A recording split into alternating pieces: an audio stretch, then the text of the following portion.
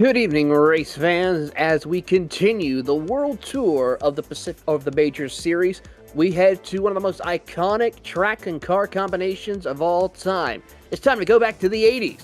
It was the 1987 NASCAR Cup Series, as well as at the hallowed grounds of North Wilkesboro Speedway.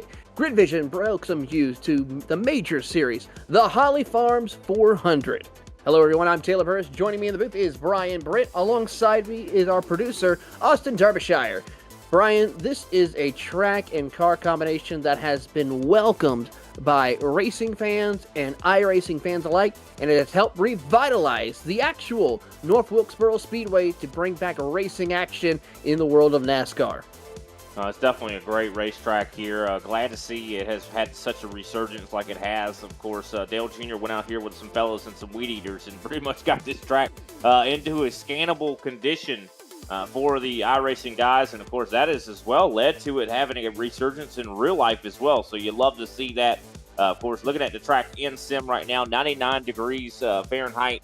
So fairly warm out here on the track. Of course, these cars can be quite tough to handle. These guys have 400 laps set ahead of them here. Holly Farm 400 laps at this, I do believe, 0.63 mile racetrack.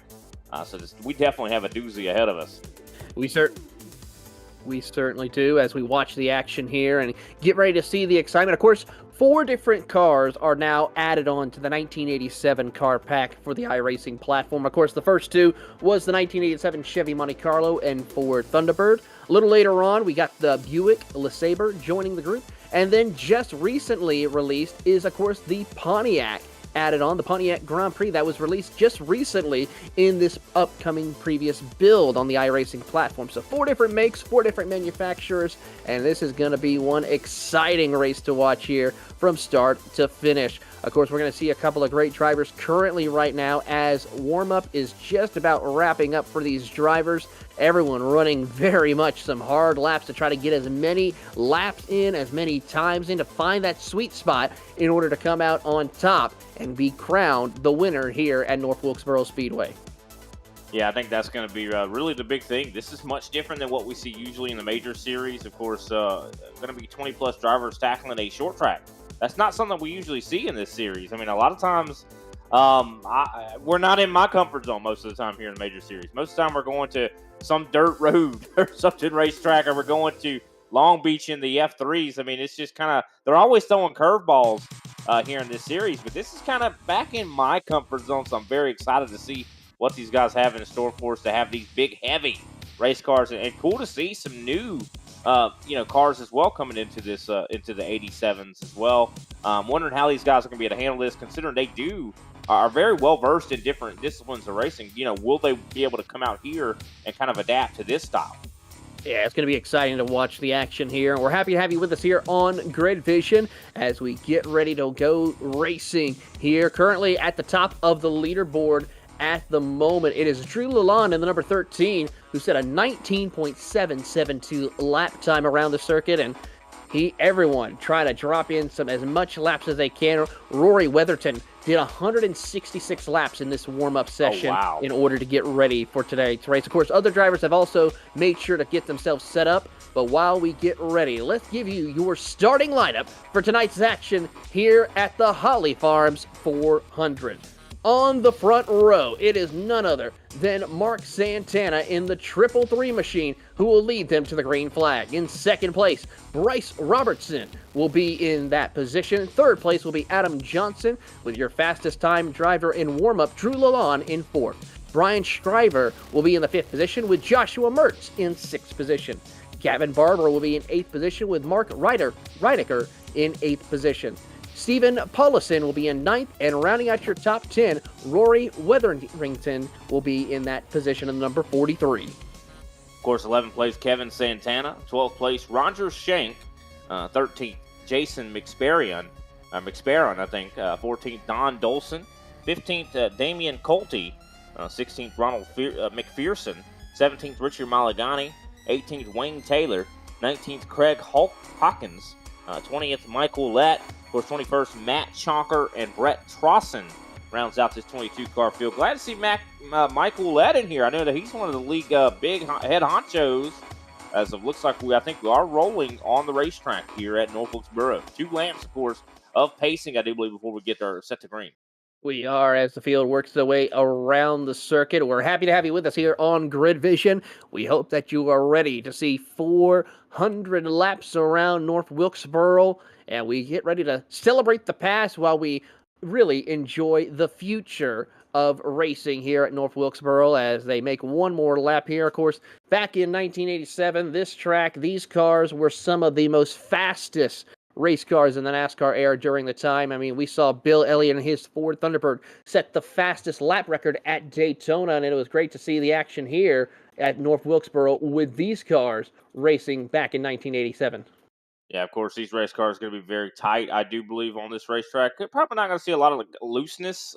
More going to be tightness, I think, with these big, heavy stock cars. But we're going to possibly see some guys get turned around because of that tightness. We're going to see guys making passes and kind of getting tied up into guys' rears. We'll see how that kind of works out. The pace car, though, dipping down pit road. As they make their way through, Barney the Flagman has the green flag in hand, and we're racing for the Holly Farms 400 as they work their way through side by side. Bryce Roberts and Mark Santana battle for the race lead as they come off a turn 2 down the back straightaway. Yeah, Mark Santana quickly taking the lead here up to the top spot. Caution flag is already out on the racetrack. Brian Shriver possibly involved in this. Possibly he lost a couple spots there in the 70 machine, so not exactly sure what happened. We'll have to take a look back at it. I think we were having some sort of technical issues right now, but we'll go ahead and look back and see exactly what happened ourselves so we can kind of explain what happened. Looking through the field, don't really see anyone as we get a look here at the replay. And looking at the, I see it is Shriver, I think, that went around here for just a moment. Momentary sideways, was able to gather it back up. So, surprised this was even a caution. Yeah, it just got a little too tight, went into the wall, and brought out the caution, unfortunately. So, a tough break right there for some of our drivers. In the early stages, of course, a lot of these drivers do have one fast repair to utilize for this race, but you don't want to use it right away. You want to try to save it, maybe for some, want to wait till the halfway point, and there we see a better look at the incident right there. As field works their way around and gets themselves under caution for the first time here tonight. Yeah, of course, these guys not going to have to worry too much about gas here tonight. 150 laps, I think, is the estimated from what I can see. Of course, tires are as well I think they're going to be a very valuable resource. 6 sets of tires down in the pits here this evening for 400 laps. I mean, that's a lot of laps per set of tire. It really is, and it's going to be critical to see how those laps will play out, as well as the drivers of where they go to come down pit road, and of course, when to utilize that fast repair, and as well as make sure that they conserve as much as they can during this race, because even though 400 laps can go by quickly if you play it right, this is also an endurance race. Yeah, 100%. Of course, everybody kind of filing around this place. I'm pretty sure, usually with this 87 race car, and back then, they would have single file restarts. So keep an eye on that, because that is something that can kind of throw you off in these cars. I see them doubling up right now, so this is a double file restart for the race. That is curious, because I know historically these guys used to when they race these race cars, they were single file lap cars would be on the inside. So that's interesting. We're kind of doing double file. I like to see that. Of course, a little bit of a mix to the modern and the new. Green flag is out, and we are racing once again. Another great jump by Mark Santana on the inside. He'll get themselves lined up for a good run down to the bottom of the racetrack as everyone tries to mind their P's and Q's, and it's a hornet's nest. Pretty much fifth on back as they work their way through at a turn number 2. 3 wide even as they headed off into 3. Yeah, this is the racetrack where that is possible. You could possibly see some 3 wide out here. Of course, we've already seen it. This track is known for multi-groove racing. I know when it first came onto the scene, we've definitely been seeing a lot of that is side-by-side deep in this field, battling all throughout. As can these guys, there goes 3 wide again. I do believe with another driver in the middle there. It's definitely getting intense on the racetrack.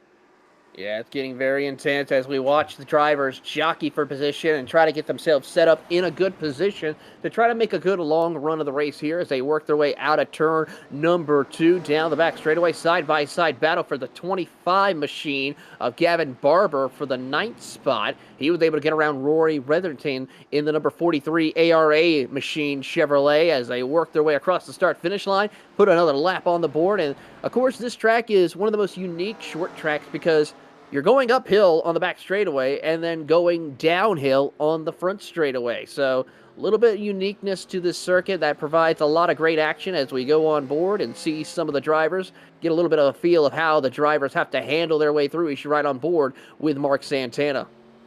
Yeah, loving this view right here. Of course, you can see right behind him and see all the guys kind of following behind, how close they get there.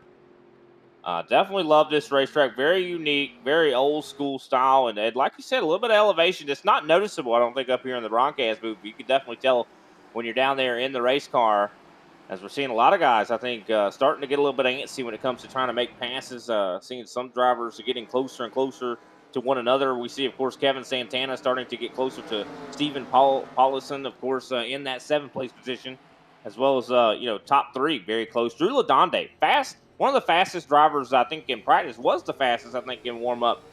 Starting to really hound Bryce Roberts. We ride on board with Mike Ouellette, in one of the series owners in his Pontiac, now Drew Lalonde, in his Ford Thunderbird as he works his way around the circuit. And a really good run. He had one of the fastest laps in warm-up, is currently 3rd, and right now he's about 2/10 off last time by, but has set one of the fastest laps of the race. That he has, and I kind of mispronounced his name, so it's Lalonde. Okay, so definitely didn't know that, but battle is going on right now. It's Adam Johnson, who has, I do believe, turned one of the fastest laps of the race as well, has just taken that 3rd place position away. One thing we're going to see a lot here, I think, is that guys using that bumper. This is a car that I think is very hardy, as we see a big battle from the 666 machine of Kevin Santana battling with Gavin Barber. This is a big battle right here, starting to get possibly even physical. As it looks like the guy Kevin Santana able to hold off Barber there. See a little bit of smoke as well. It was ahead. I think maybe someone got a little bit sideways. Tough break right there as Craig Hawkins does drop to the tail end of the field in his number 543 machine, but he will have to work his way back up. Has plenty of time to do so as the field works their way around the circuit. There you see him working his way through. As we pick up race leader Mark Santana in the 333 machine, running consistent lap times here. He is now about a half a second ahead of Bryce Roberts, who continues to hold on to 2nd. Adam Johnson 3rd. Drew Lalonde and Joshua Mertz, your top 5. 17 laps in the books as they work their way through.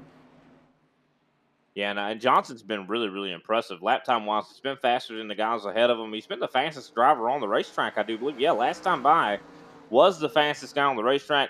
Now, speaking of lap times, though, these guys are starting to fall off. I'm seeing about a half a second of fall off across the board for most drivers. Some drivers falling off even more than that.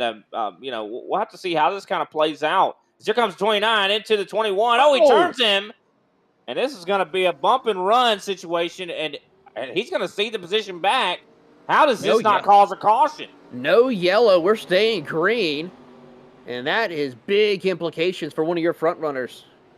The 29 was driving his way up to the front, was about to get past the 21 there.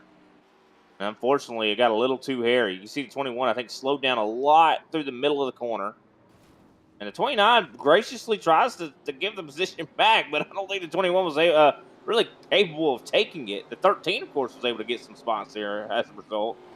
Yeah, it certainly was, and he moves up that. Of course, Joshua Mertz moves up to P2. Mark Reidecker will move up to P3. Santana up to P4. Paulison moves to P5 after all of that chaos that ensued. We still stay green. 20 laps up on the board for your field, as now Mark Santana has stretched it out to a 3-second lead over the field.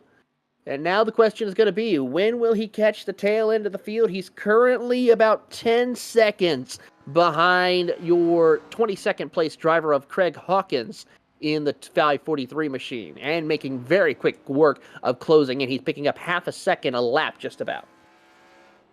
Yeah, and the only reason he's really got this huge of a lead, I mean, he was getting caught, I do believe, by the 29 before the Adam Johnson before that accident happened. And now that has happened, that has put him in somewhat of a very comfortable position to be 3.5 seconds up on Joshua Mertz right now. Of course, all his competition is pretty much gone, but we do have some side-by-side battling going on a little bit further back. I do believe we see Kevin Santana's really been making some big moves. The 666 machine, he, of course, just moved up into third place, got by Mark Redeker for that third place position. So very fast race car. Fastest laps on the track last time by was Kevin Santana. Yeah, really good lap times right now for him as they work their way here. Side-by-side battle between Rory Wetherington and Drew Lalonde as we see Lalonde on the outside really goes to the top side of the racetrack, try to build up some momentum. He's under pressure from Jason McSparron in the 22 machine. Has contact around he goes. Caution is out for the second time of the day, as Rory Wetherington is going to go back it up into the outside wall and get some damage to the bumper of that Chevrolet. Yeah, we've been seeing a whole lot of physical racing out here. You saw the 13 just got a huge run, jumped down in front of the 22, and just came down. I don't think he expected the 43 of Rory Wetherington to check up as much as he did, but the 13 just had such a run. He was using the high side, and that, of course, leads to a lot of momentum on the exits and entry, and I just don't think the 43 was expecting him. It's just definitely an unfortunate incident there that cost Rory Wetherington a lot of track position, as well as he's probably going to have to use that fast break. You see pieces of that race car came off when he hit the outside wall. Yeah, a lot of pieces did come off indeed for him, and that's going to be a tough break. That's possibly going to be a little bit of work on that machine as we now see several cars come down pit road. The 21 machine also, Bryce Roberts coming down. Wetherington, of course. Mike Olet also coming down pit road as well in the 86. Yeah, definitely interesting to see how this is going to continue to play out. Of course, Mark Santana, that gap that he had, 3.5 seconds, I bet he was just ecstatic over that. Unfortunately, that is all now gone. Joshua Mertz going to be right up to the back bumper, as well as Kevin Santana, who was the fastest in the field before the caution came out. I would suspect that Kevin, I think we're about to see a battle of the Santanas here, Taylor. We are. Mark Santana, of course, leading the way. Kevin Santana in the 666 machine is in third position. Is going to line up right behind him. So this is going to make a lot of things interesting regarding this battle that we could see once we go back green flag racing. Yeah, 100%. Of course, looking at the top five right now, Mark Santana, as you mentioned, in that first place position. Joshua Mertz is sitting in second. Third place, Kevin Santana. Fourth, Mark Redeker. Fifth, Stephen Paulson. Let's look at the top five as it stands right now. Of course, Adam Johnson was really, really fast before that accident that did not cause a caution. He's back in 10th. I'm really looking at that 29. He's got a lot of speed. Of course, we'll see if he's, how the damage is going to be on that race car. But there's a lot of fast cars that still have yet to, I do believe, show their full hand. Pace car lights are out. Pace car lights are out. We're about to go back green flag racing here. 29 laps on the board, coming to lap 40 or 30 here when they come out of turn number 4. It's a Pontiac on the outside, a Chevrolet on the inside, a Ford in third, and we're back racing here once again as they head off into turn number 1. And Mark Santana already stretching out his race lead. Kevin Santana on the inside of Mertz will battle for second. Yeah, I would not be surprised that Kevin Santana is going to definitely take advantage of this whole situation as he drives it in deep underneath the 23. 23, Joshua Mertz goes really wide, and that's going to give the position to the 666 machine of Kevin Santana. Joshua Mertz, of course, now down into third, I should say. Stephen Paulson trying to hold off Gavin Barber for that fourth place position. You see Barber tries to look to the high side. Barber really trying to do what he needs to do here in order to find a good run as we watch this battle for position a little further back. Drivers trying to jockey for position. Some drivers also just trying to get in a groove and get in a rhythm, log laps in order to get themselves set up for the long run. Compared as we now keep an eye a little further back and watch this battle about 8th on back, McSparron in the group, and then a couple of others. The 462 machine is Mark Reidecker. You're right on board with Richard Mulganey in the 8th position, or the 7th position. Yeah, Richard Mulganey, of course, underneath the 462 right now, battling for that 6th place position. It looks like Mulganey, having a little bit of an issue, possibly technical, but it looks like he has gotten the pass completed there. He's going to move up to 6th, and of course now Reidecker under fire from McSparron. This is going to be interesting to see how this will play out. McSparron trying to get himself out on the outside and will complete the pass almost around. And almost does by the looks of it, but he has to do a little bit more work as now to the inside, Adam Johnson gets a good run side by side. Battle for the 8th position. And we talked about Johnson. Now, Johnson was one that was up in the top 3, was running some of the fastest laps on the racetrack. Unfortunately, he saw some contact, of course, with the 21 of Bryce Roberts, but he is now back into the fray, of course, trying to work his way through the top 10, as I think he has possibly gotten by Reidecker. Now going to set his sights on the 22, and right in front as well as some clusters of battling as well.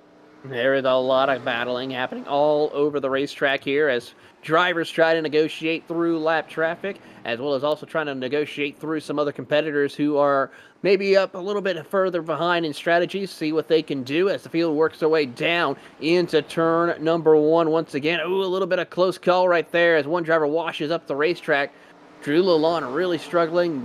Joshua Mertz also struggling to try to get his way up through the field as we watch on and see Steve Paulison in that 58 really making some headway. Yeah, we're seeing a lot of guys really struggling. I mean, tire wear is super significant right now. Joshua Mertz sitting 21.5s right now versus what he hit at his fastest lap was a 21.2, or 20.2, I should say. So that's over a second of fall off. That's like 1.2, 1.3 seconds of fall off, and that is just really terrible. As you see Richard Mulganey all over the rear end right now of Stephen Paulson for that, of course, 4th place position. One of the fastest cars in the field, though, Gavin Barber into 25. I think he's really showing, hey, safe tire. Do not drive it very hard. You're going to make all these guys look like fools when you got resources left, and I think that's what he's doing right now. He certainly is seeming to be trying to do that here as we watch on another driver. That's Gavin Barber in the 3rd position of that number 25 machine. That chrome machine really showcasing here as they work their way around. He's closing up in on Kevin Santana and Mark Santana. Ran a 10th faster last time by, and he is ready to try to see if he can get up to the race lead. Yeah, he's definitely got some fast laps right now. Another fast driver, Richard Mulganey. We talked about him a little bit earlier. He just got up to 4th, made it look easy. He drove by Stephen Paulson. So it really shows, when you manage your resources, you are going to look just so much better than these other drivers. And I didn't think tire wear was going to be that significant here tonight, but that makes those 6 sets that are behind the wall look that much more valuable, Taylor. They certainly are, and that question is going to be, when do you want to come down and get those tires? I mean, 6 tires as the caution comes out once again. Oh, the 564 Wayne Taylor having trouble losing the front bumper of his Chevrolet. The 944 of Brett Trozen also involved. Thing is, I mean, it's amazing that these guys have a faster pair, but they only have one. I think some guys are getting ready to have to use that. Yeah, Wayne Taylor. Let's see exactly what happened here. Looks like he sends it in on the 944. Might have got tight underneath him. Secondary contact. Ooh. Second and third dairy contact from, looks like Michaelette and maybe Matt Chalker possibly getting involved with that, as that's a tough break for several drivers here. Yeah, very, very tough break there for sure. And, and the guys were starting to struggle, I think, on their tires. And I think that a lot of times when you start to battle like that, it gets hard to hold on to the race cars. These cars are hard to control. Some of the hardest vehicles to drive on the sim. I mean, they just do not act anything like a normal NASCAR, current NASCAR driving car. You can see right there, just a big send to the inside of the 944. The secondary hit, 3rd hit there. I'm telling you, this guy got triple teamed. He certainly did, and with that caution, that brings our former race leader, Mark Santana, down pit road. He is now going to come down pit road. He brought down Kevin Santana, Mark Redeker, Gavin Baker, Steve Paulison, Richard Mulliganey, and Damian Colte also came down pit road with him in order to try and top off with fuel, get some fresh tires. Meanwhile, Jason McSparron, and all the way to the 9th position, decided to stay out for the time being. Yeah, I mean, I really respect the call to stay out. I really think this is probably the play, and now it might not be though if they go green long enough. Because if they stay green and the guys on new tires, just turn fast enough laps, they might lap them. And if that happens, then that is going to be terrible. But if not, like if we see a short caution in like 15 laps or something like that, and they manage to stay on the lead lap and they pop a new set of tires on, they're going to be at an advantage. So I think that's what these guys are kind of going for. One driver that is putting a huge question mark up beside their name, like, why did you stay out? Joshua Mertz. He was struggling so hard. Why did this guy stay out? I just don't really understand. He was very much off the pace. I think he had burned up his equipment. It's definitely curious. We'll have to wait and see how this plays out. But of course, one thing to keep in mind also, Brian, 6 set of tires pretty much for these drivers to utilize, if I remember correctly. So if you play it outright, you could pit every 50 laps and have a fresh, good set of tires all the way to the finish if you play your cards like that. Now, the question is going to be also throwing in how many cautions are having to have, which we are on, I believe, caution number 3 of the night. So that's going to also be another factor as well. No, I think you're right. I mean, that's definitely an interesting way to look at it. Every 50 laps, looks like we're getting ready to go back green. We certainly are, as the field works their way back around at a turn number 4. Benny, the pace car driver, makes the hard left turn down pit road. Barney the flagman has the green flag in hand. We're back at it once again at North Wilkesboro as they work their way down into turns 1 and 2. And Jason McSparron goes way wide up to the top of the racetrack. Here comes Drew Lalonde for the race lead as they go side by side down the back straightaway. Lalonde looks to the inside of the dog bear machine, definitely trying to put some pressure on that kinetic racing machine. It is 2 Fords battling it out, but here comes Adam Johnson and his Chevrolet into the mix. Man, we're 3 wide further back here on the edge of the top 10. These guys are going crazy back here. Mark Santana on the newest tires trying to weed his way through this group because I just saw Ronald McPherson get up into the wall very tight on the old tires. So this is a hornet's nest, a veritable minefield here for the guys on new tires to try to get through these old tires. It's really going to be interesting to see how this plays out for these drivers here. 50 laps on the board. Still got quite a bit of a ways to go. Just a little over 10% of the race completed for tonight's action as they work their way out of turn 4 across the finish line. And Jason McSparron is now stretched out to about a half a second lead over Johnson as Robert Shank and Drew Lalonde battle for the 3rd position. Yeah, McSparron's probably having a great day right now. He's like, I love this. Yeah, keep these guys, keep the new tires back there, But I think the battle might be getting ready to happen between the new tire drivers. So Mark Santana and Kevin Santana very, very close to one another. Of course, they were battling before the caution flag came out as well. As we see Mark Santana getting ready to go underneath Brian Scrivener. Yeah, Mark Santana last time by with those fresh tires. Scrivener is also going to be in this mix as well, but Mark Santana definitely running around the same pace almost as your race leader, Jason McSparron. Yeah, definitely curious. I mean, maybe Jason's just been doing a really good job of saving the tires. Also, one thing we didn't keep in mind is the fact of the heat cycle. Oh, yellow flag is back out. It looks like Stephen Paulison possibly having some issues. Big time issue. He just got doored and completely hard into the wall right there with Craig Hawkins, Ronald McPherson, and the 143 also involved in this incident as we take a look at the replay. Looking at it right now. No, I think he just cleared himself. That's exactly what it looked like. I think he thought he was clear and went up to kind of arc out of the corner, but it was, wow. Man, that was a hit and a half. That certainly was indeed. But yeah, I think he just kind of cleared himself. You watch this right here. The 34 was wrapping around the top side. It got a good run on the exit, and I think that 58. I guess I can understand why he thought he was clear. He probably was clear until he wasn't, of course. But then this secondary hit, the 143, just comes in and nails the 58 of Paulison. He certainly does here, and a tough break for Ronald McPherson. That's going to put him pretty much out of it. And here comes Brian Scribner. He comes down pit road. McFerrin also coming down pit road. So like around what we said, around 50 to 55, we're going to see those drivers make those first set of stops as Johnson, Shank, and Lalonde stay out. Also, Brett Trojan and the 944 decide to stay out as well. Yeah, I think Adam Johnson, he's probably just trying to get as much track position as he can here. I definitely think he's got the speed to possibly stay up here. But then again, unlike that last restart, these guys don't have as much of a buffer in between the new tires and the old tires. And now we got new tires, out there. We certainly do here. A lot of new tires coming on board for these drivers as they work their way around.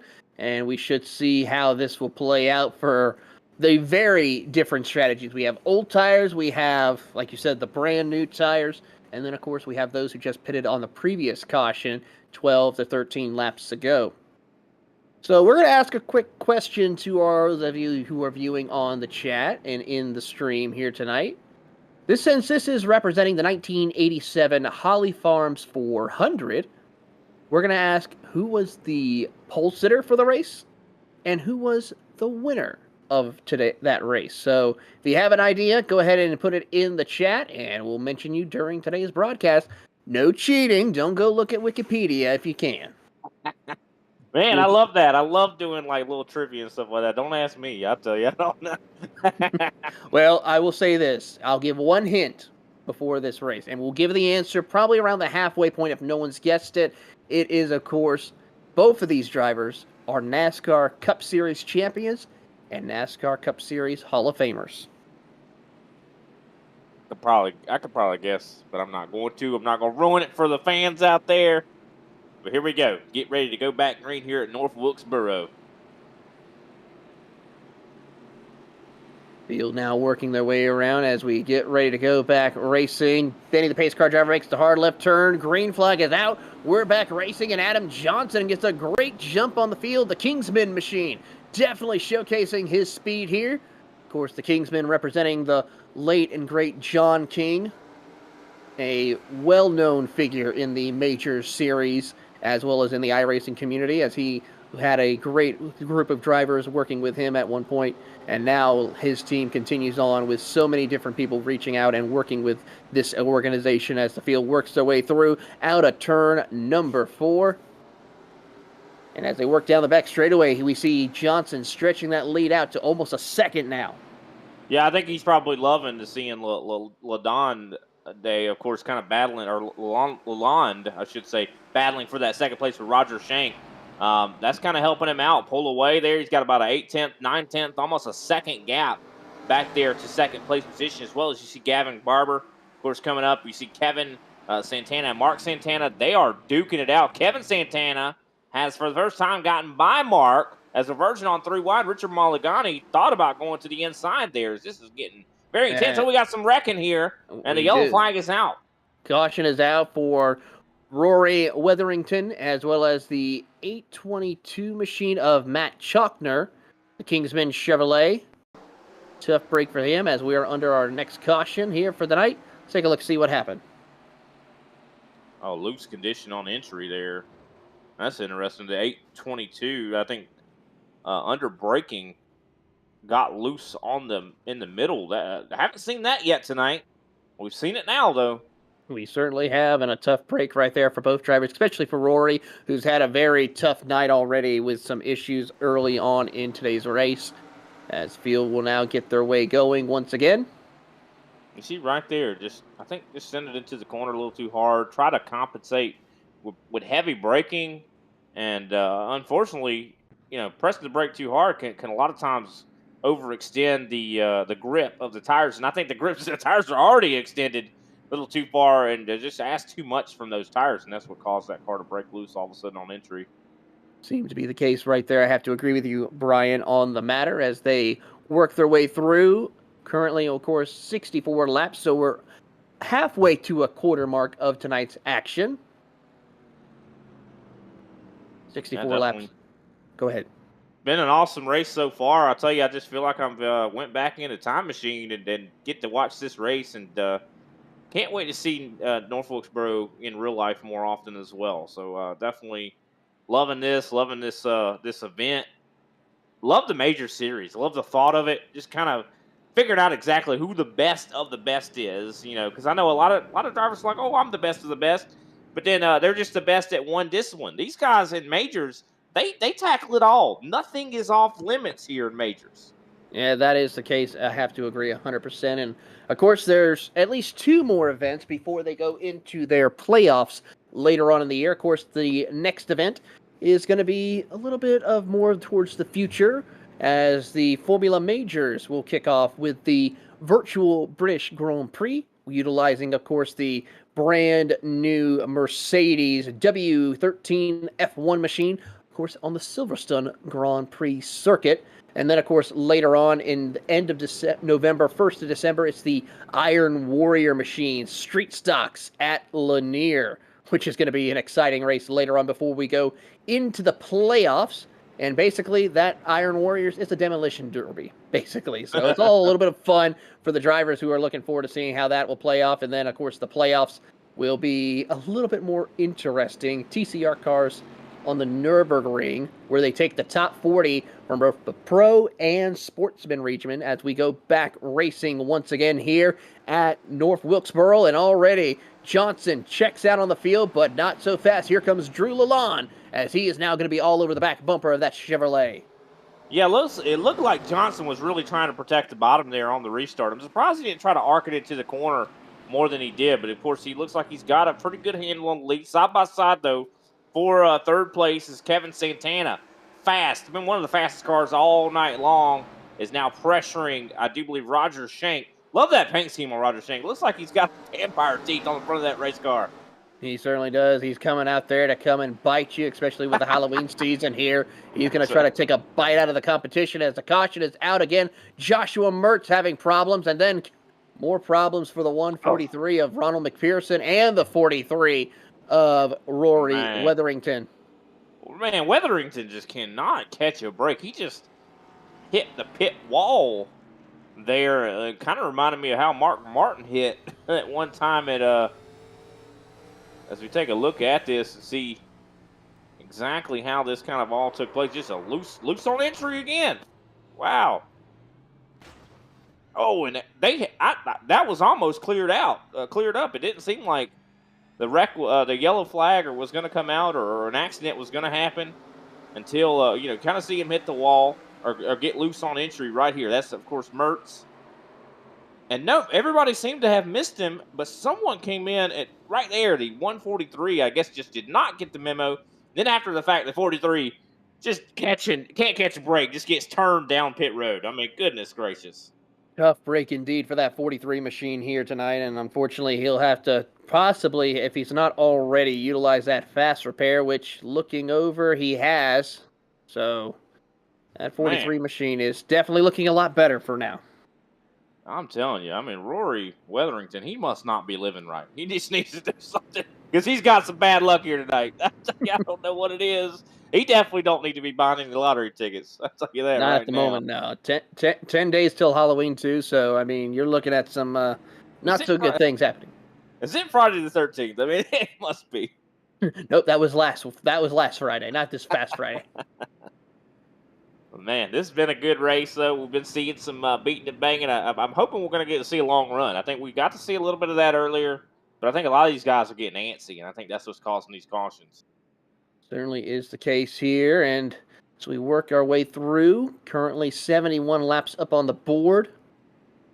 A lot of things still to come, as did Craig Hawkins. Nope, Craig Hawkins still on the track. Yes, he has taken it behind the wall, so our first retirement of the night, the 543, Craig Hawkins has taken it behind the wall. He is done for tonight's action here at the Holly Farms 400. We're starting to see that attrition definitely starting to set in. I mean, I do believe at the moment only 15 drivers left on the lead lap. We started with 22. Now, there are still some guys that are out there that are lapped down. They're still turning laps, so glad to see that. They'll be able to get those laps back, I think, eventually. So don't quit yet, for sure. But it definitely, I think, attrition is starting to set in. These guys don't have But they only have one fast pair. They can run out of those, that's for sure. They certainly can. I mean, fast repairs for sure are one thing, as well as we're about to go back green flag racing here. As fields lined up, double file restarts to see how this will play out. Johnson on the inside, Kevin Santana on the outside lane. Then you got Shake and Mulligany in fourth position in row 2. In row 3 is Barber and Mark Santana as Benny the pace car driver makes the hard left turn. Barney the flag man takes the green flag. We're back at it, and another great jump by Adam Johnson. And Kevin Santana, man, he threw a big block as well, right as the green flag flew on Roger Shank. And now he's going to try to see if he could possibly attack the leader here. Richard Mulligany with a really good start there. He's going to go up to the podium, ripping right around the top side, goes to 782. Richard Mulligany and that Martin Sports Chevrolet really putting on a good drive here as they work their way down across out of turn 2. Mulligany taking the outside lane, trying to build some momentum to hunt down your top 2. As here comes Santana to the outside, side by side, battle for the race lead. Yeah, can Santana do it? I mean, he has been one of the fastest cars all night long. Of course, Adam Johnson has been one of the fastest drivers. But, of course, Johnson's kind of has a little bit of his hands tied behind his back, considering he is on 76-lap-old tires at the moment. But he has been doing fantastic to be able to hold on to these positions. But it looks like Kevin Santana has managed to wrangle the lead. And clears them. New race leader, Kevin Santana, as Adam Johnson tries to battle. Caution, though, further back. Don Dawson and several others involved in an incident in turn 1. Yeah, as well as Brett Frostlin, I do believe, as well as involved as we take a look back at this. You see the 944 right ahead of this. I think he might have had maybe some contact between the 70 and, unfortunately, the 04, Don Dawson. Just nowhere to go. Of course, so the initial accident, there was the 70 and a 944. That's a tough break here as we get another angle of this here. Brett Trojan, and let's see. Oh, there's the contact. Around they go, and boom. Wow. Tough contact right there for Don Dawson. We got to give a big shout out to our producer for giving us such great camera angles. I'm telling you, I feel like I was in that crash. Man, definitely some hard hits here. I think the 944 might be possibly done for the day. I don't know. But that is going to leave, I do believe, 14 drivers on the lead lap, possibly 13 if the 944 does not keep going. Looks like he is going to get back going, so good to see the 944 not giving up here. That's Brett Trosson. But definitely a big hit there. And what we've seen a lot of tonight is the accidents have been drivers that have been making passes on the top side and kind of dropping down in front of guys on the bottom, and the guys on the bottom is not really lifting, and they get into the rear end. And that's kind of what happened. The 70 kind of got into the rear end of the 944, and it was a similar accident like that. And it's just hard to predict, braking zones, especially when you're running different lines. It really is, and it's so critical to try to find that right sweet spot in order for you to make your way on into the corner and then put the power back down on corner exit. Yeah, and then all that while trying to avoid hitting the guy in front of you. Exactly. Yeah, of course, Kevin Santana, though, he doesn't have to worry about running into anybody ahead of him. He's in prime position as we get ready to start lap 81. Well, while they are under caution, let's take a quick commercial break, but when we come back, we'll bring you more coverage here of the Major Series Holly Farm 400 from the virtual North Wilkesboro Speedway, live on Grid Vision.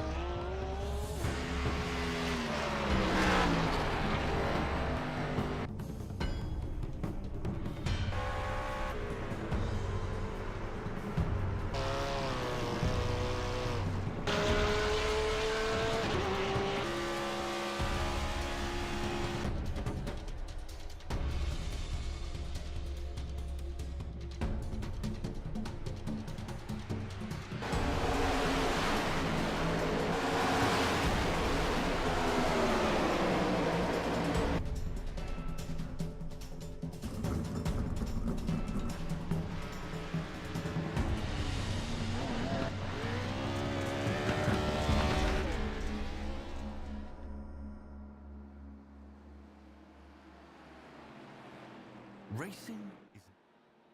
Green flag back in the air as we're here for the Holly Farms 400, part of the major series here on Grid Vision. Taylor Burris, Brian Britt, and Austin Derbyshire bringing you all the sights and sound and color here as we see the action continue, just shy of a quarter distance completed here as trouble for the 143 of Ronald McPherson loops it out of turn number 4, bringing out another caution here tonight. Oh, man, that is unfortunate for him. Of course, he is already 3 laps down. That is just going to continue to compound the issues there for him. And, I think his race might be over because that was some heavy front-end contact. I think, he has to take a tow. You can see the black smoke pouring out of that race car, and usually that's indicative of a pretty good sign that he has blown a motor. Yeah, it's very easy to say that he has blown the motor indeed.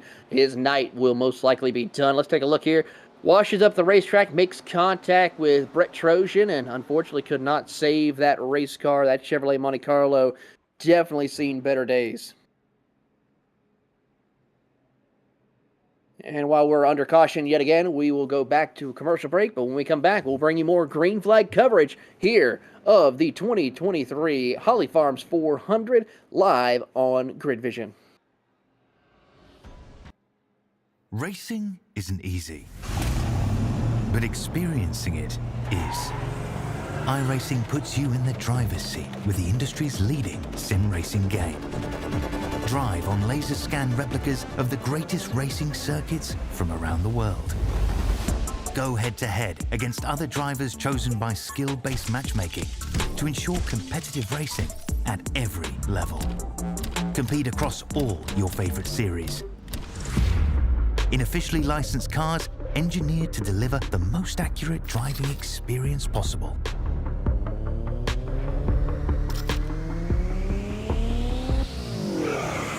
Join a race or host your own with players from across the globe. Race against the computer or in a league with friends. Feel the thrill behind the wheel. Visit iRacing.com.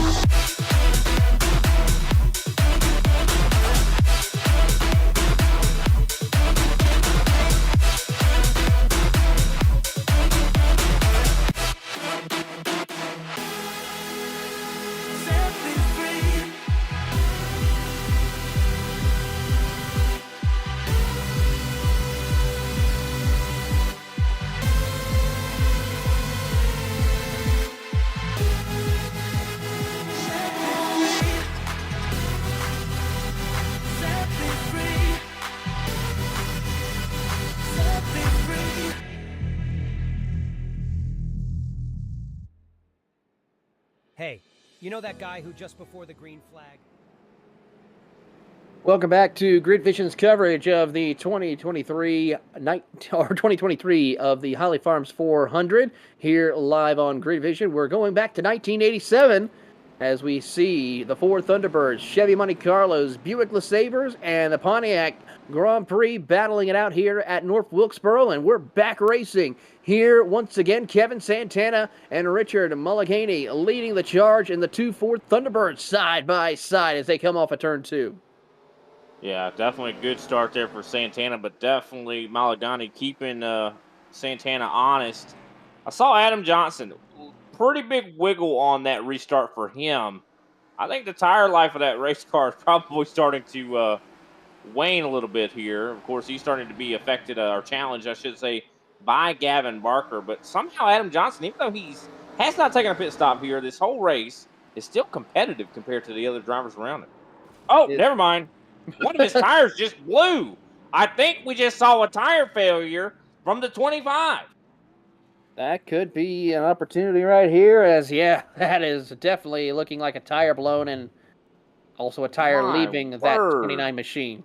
I mean, because he was turning okay laps. I mean, 20.8 compared to everybody around him. He wasn't too far off, but then all of a sudden, he just went straight out to the wall. I mean, that's a tire failure, if I'm not mistaken. It certainly looks like it. Right? Yeah, no, I definitely think that was definitely a tire failure. He was trying to keep control of that race car. Well, if it didn't fail the first time, it failed when it hit the wall. It certainly did. That's probably going to possibly end his race. Of course, he's going to have to take a tow. Look at that. Yeah, just right there. Just suddenly. I mean, he was on 90 lap old tires. And I thought these tires had a little bit more life in them than that. But I guess not. That's something we're going to have to watch out. I think that's going to be a cautionary tale.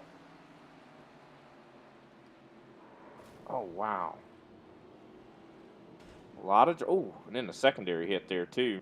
That's going to be a cautionary tale for a lot of these drivers out here. They're going to have to watch that and say, hey, I better be really careful with how I treat these tires.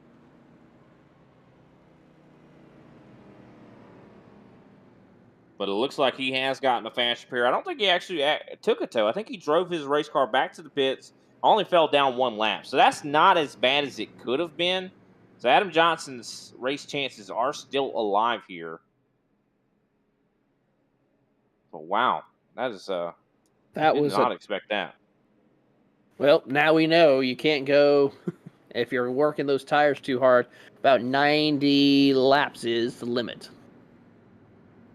Yeah, for sure. So we'll keep an eye and see how this plays out for drivers as we take a look at the strategy for some of them. And there you see how it worked out for some of them. And it's going to be definitely a tough break right there.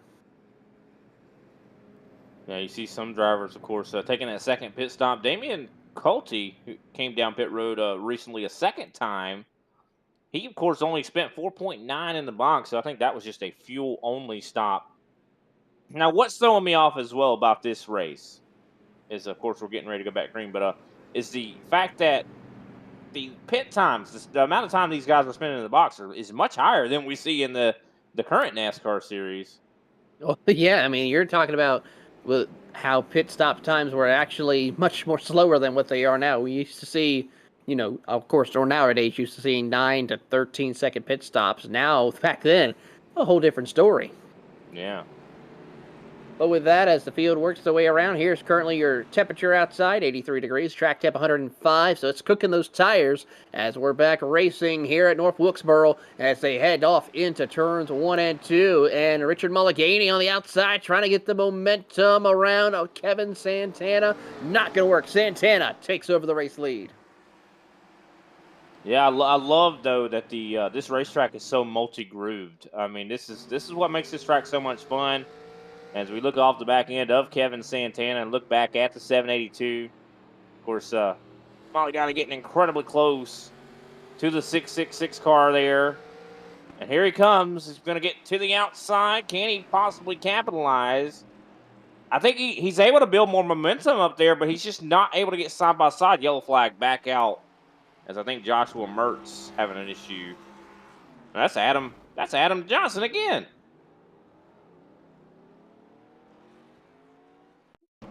Let's see exactly what happened here. I think Joshua Mertz might have been involved as well. And yeah, Mertz just comes up and murks somebody, essentially. I think that was the 822. Came up there and just got right into the rear end, turned him around. And unfortunately, Adam Johnson, who already was running so good, just bad luck goes worse, as we have just been seeing a lot of bad luck here tonight. This is just heartbreaking for some drivers. Let's take a look we're looking on the end, the car camera, I do believe, of Mertz. As he drives in and just picks up the back end of the 822. And of course, that is Matt Chalker, who was already having a bad night anyway. I mean, 7 laps down.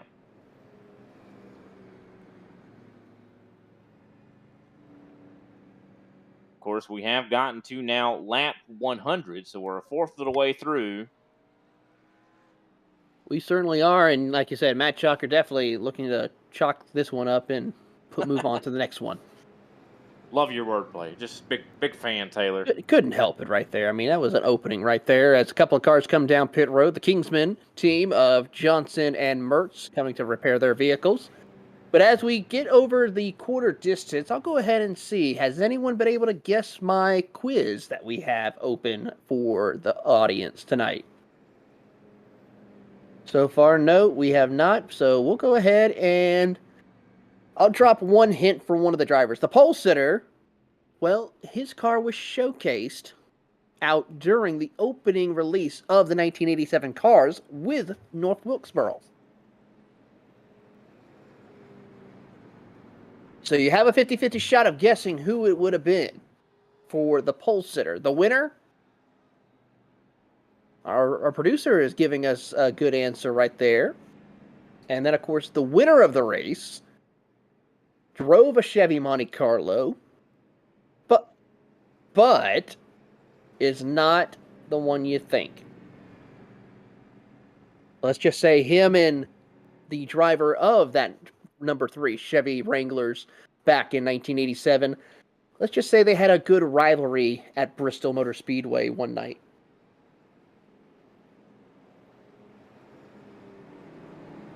So there is my second hint for the winner and the pole sitter.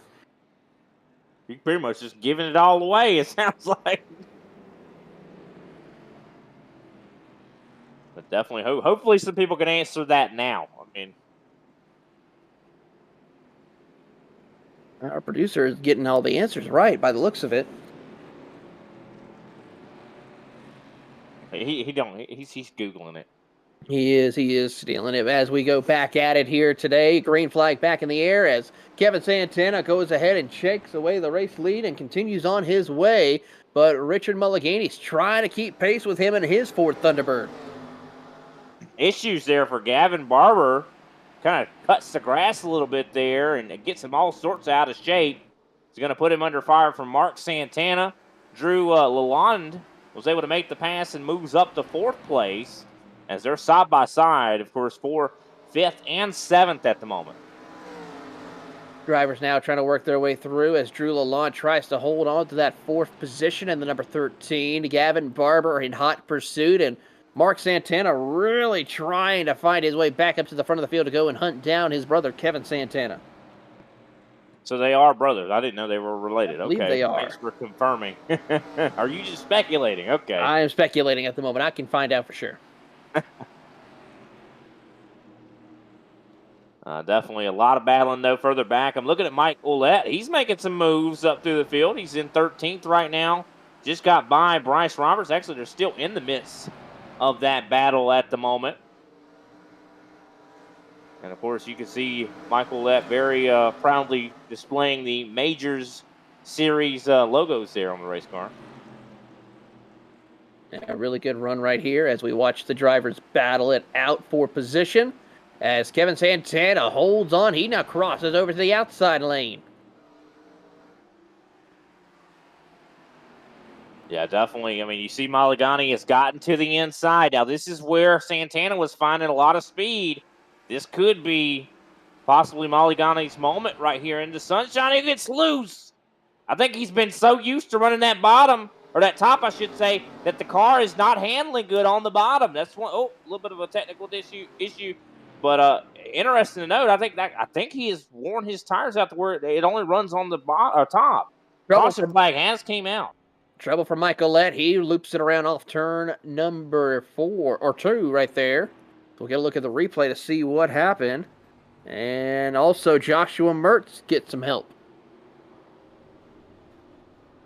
It looks like Mertz went off the racetrack down into the guardrail a little bit there. Not too hard of a hit.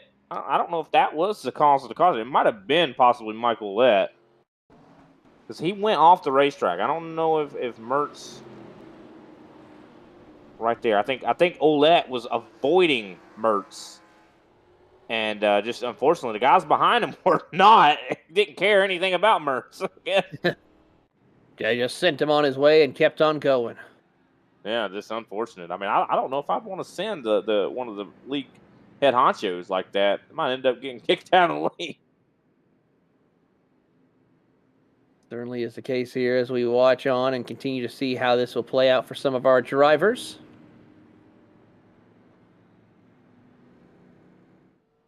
Definitely been having a rash of cautions and things like that. So hopefully we can get these guys to clean it up a little bit. I know the more cautions we have, usually the more we're going to continue to have, because cautions always breed caution, especially in short track racing.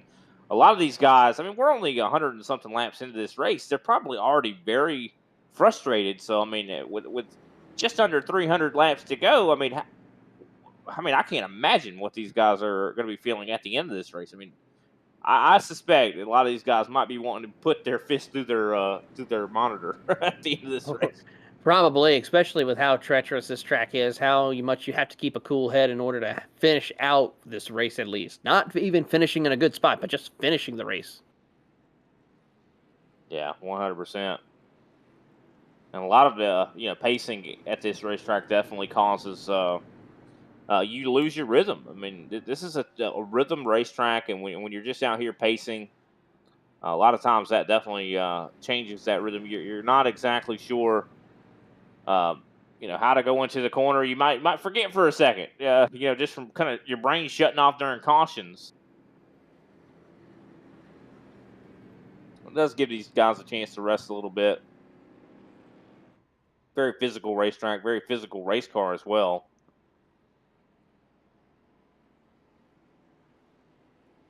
Of course, Kevin Santana right now leads us. Pace car lights have gone out. Of course, Richard Mulligany going to go back up to the top. We saw him have a big moment there before the caution flag came out.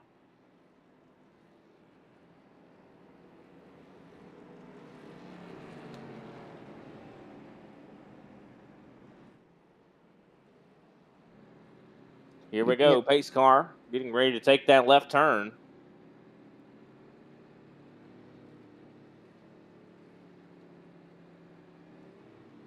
And we're back at it here. Green flag back in the air. Kevin Santana, Richard Mulligany back at it and continues to pull away from the field here as the 34 of Damian Colte is now in the third position as he gets around Drew Lalonde.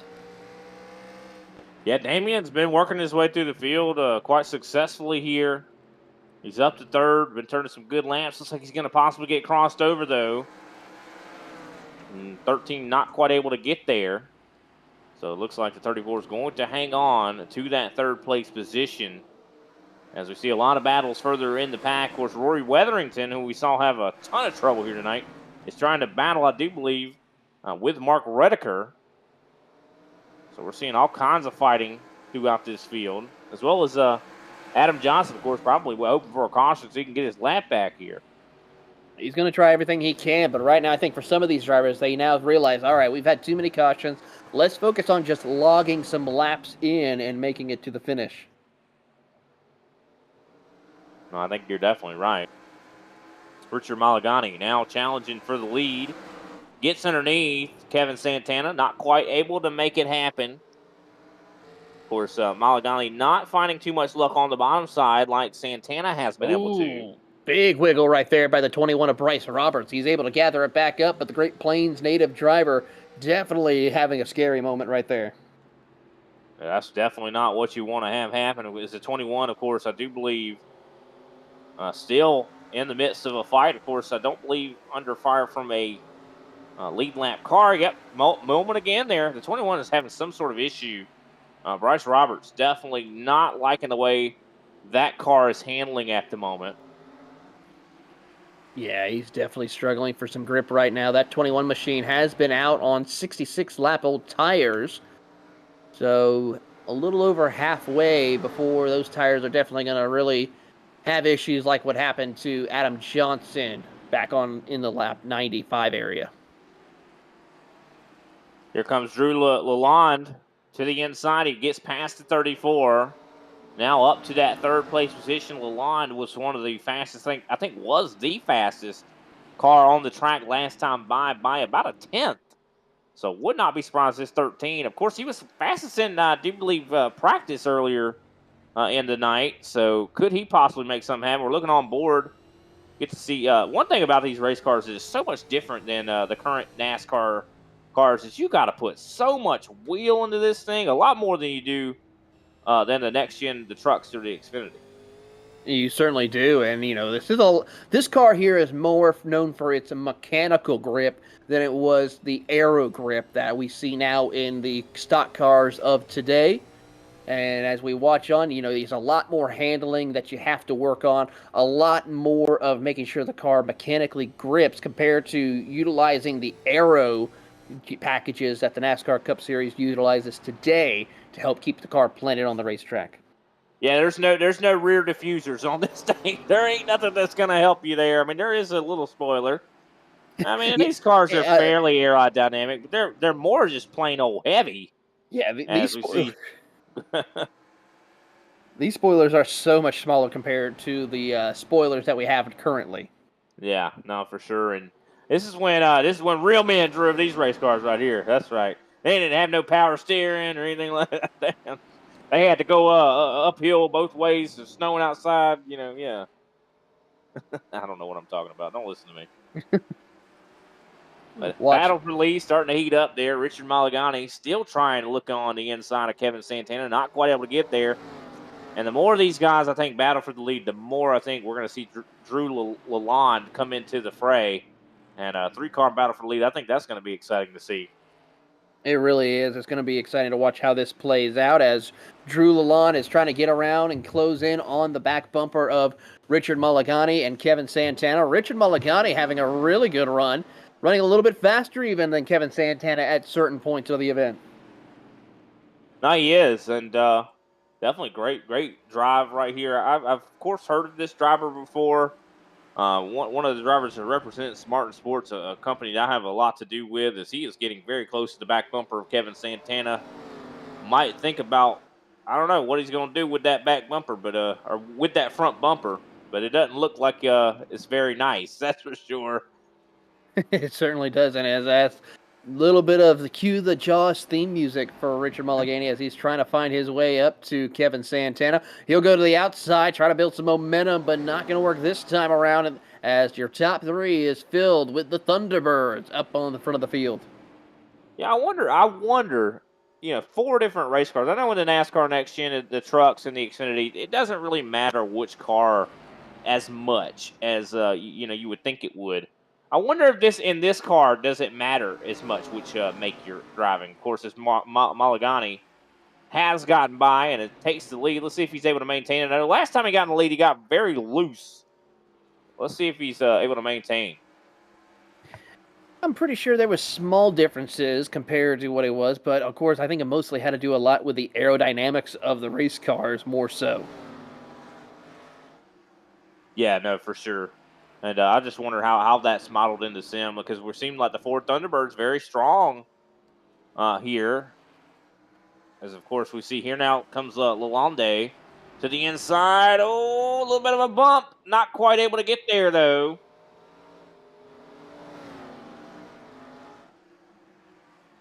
Lalonde's trying to look to the inside of Kevin Santana. Looks like he's going to try to make it work. Can't quite clear him, though, out of turn 4. And then tries to power his way through. Side-by-side battle for second as Kevin Santana looks like he's going to try to power his way through on the outside lane. Not going to work as here comes Drew Lalonde, who takes over second. Yeah, Drew Lalonde's been really, really quick here. But now Mulligany, now he's got the pass completed. He's driving away. He said, see ya. Wouldn't want to be ya. And let's see if Lalonde can come up here and possibly tussle with the 782. He's got a long way to go. Second lead. One of the biggest leads we've seen all night. Of course, earlier in the race, we saw a 3.5 second with Mark Santana. Haven't really seen it since. Yeah, we haven't really seen a lot of that here, and we're just going to continue to keep an eye and see how this will play out for your drivers as Lalonde now moves up to second here in the field. Also have a battle that is underway right here, the 25 of Gavin Barber, of course, attacking Damian Colty. Of course, that is for that 4th place position. Looks like Barber going to get a little bit tight, but does get the pass completed. Mark Santana, who I just mentioned a little bit ago, he's going to move his way back up into the top 5. Makes the pass look easy. Oh, the 22 getting really close to the back end of the 34 there, Colty.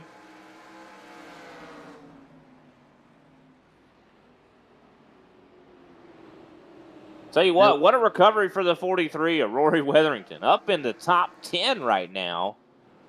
And not too far back from these drivers and running pretty good laps, I've got to say. So maybe the luck is turning around for the 43. Yeah, last time by, he was just about a 10th off. Let's see what he does as he comes across the line now. He's now about 2/10 off the pace compared to your race leader, but he was at least a 10th back as far as lap times to your race leader the previous lap. So he's definitely got some work to do, but we'll see how this plays out for him as he works his way through. Of course, looking over some notes and some stats, pretty much now, iRacing has all of the 1987 stock cars that ran back in 1987 as we see some close action between the 21, 3-wide action, close for battle here. Bryce Roberts hold on as now contact, the 564 and Mertz go around. Caution is out. Wayne Taylor, the 944, Brett Trozen involved, the 29 of Adam Johnson involved.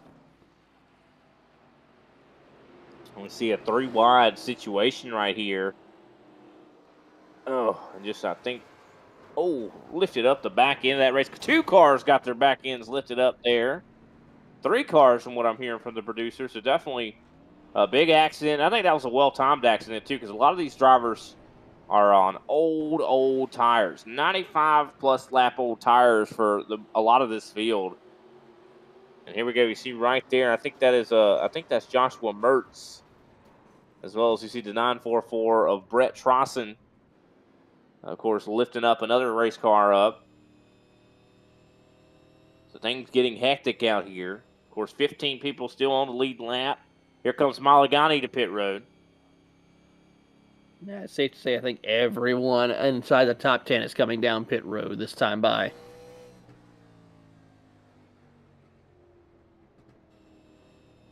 Watching Adam Johnson, I think something might have happened here with him as well. Okay. He almost got through there. He did, but unfortunately not. That would have been amazing if he had actually squeezed through that little gap. That would have been indeed, but unfortunately not close enough to get through. He did get a little bit of damage, but he's got to be careful because I think he's already used his fast repair as the race off pit road goes to Richard Mulligany, who takes home the win off pit road, but he's going to start P4.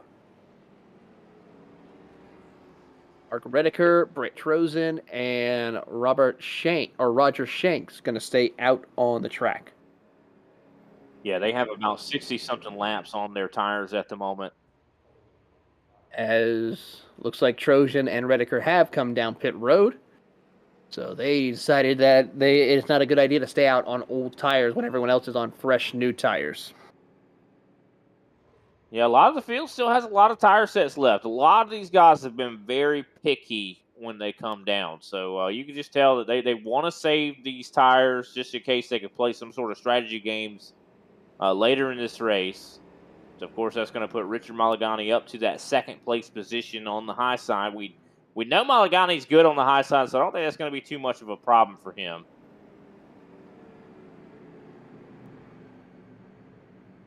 Really good race so far for the 782. Been loving what I'm seeing.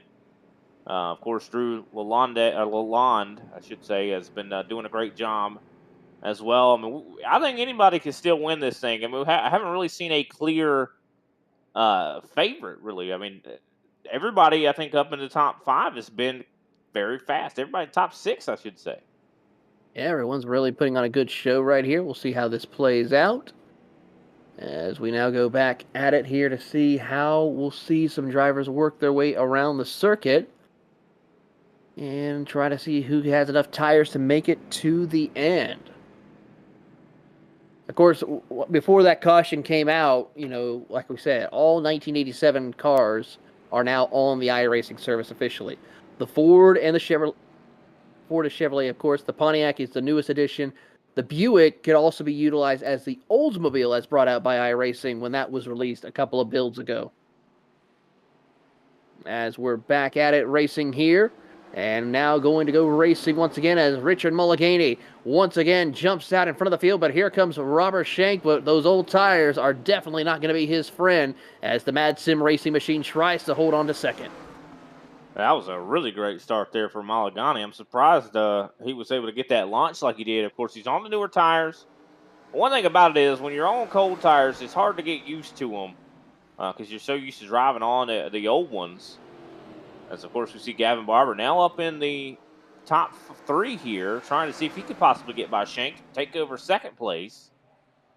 Shank, though, definitely holding that bottom side as the 13 gets close to the rear end.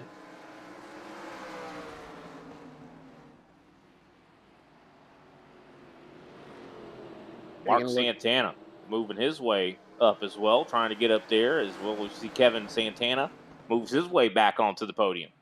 Kevin Santana, definitely one of the drivers we've been watching all night long here as they work their way through.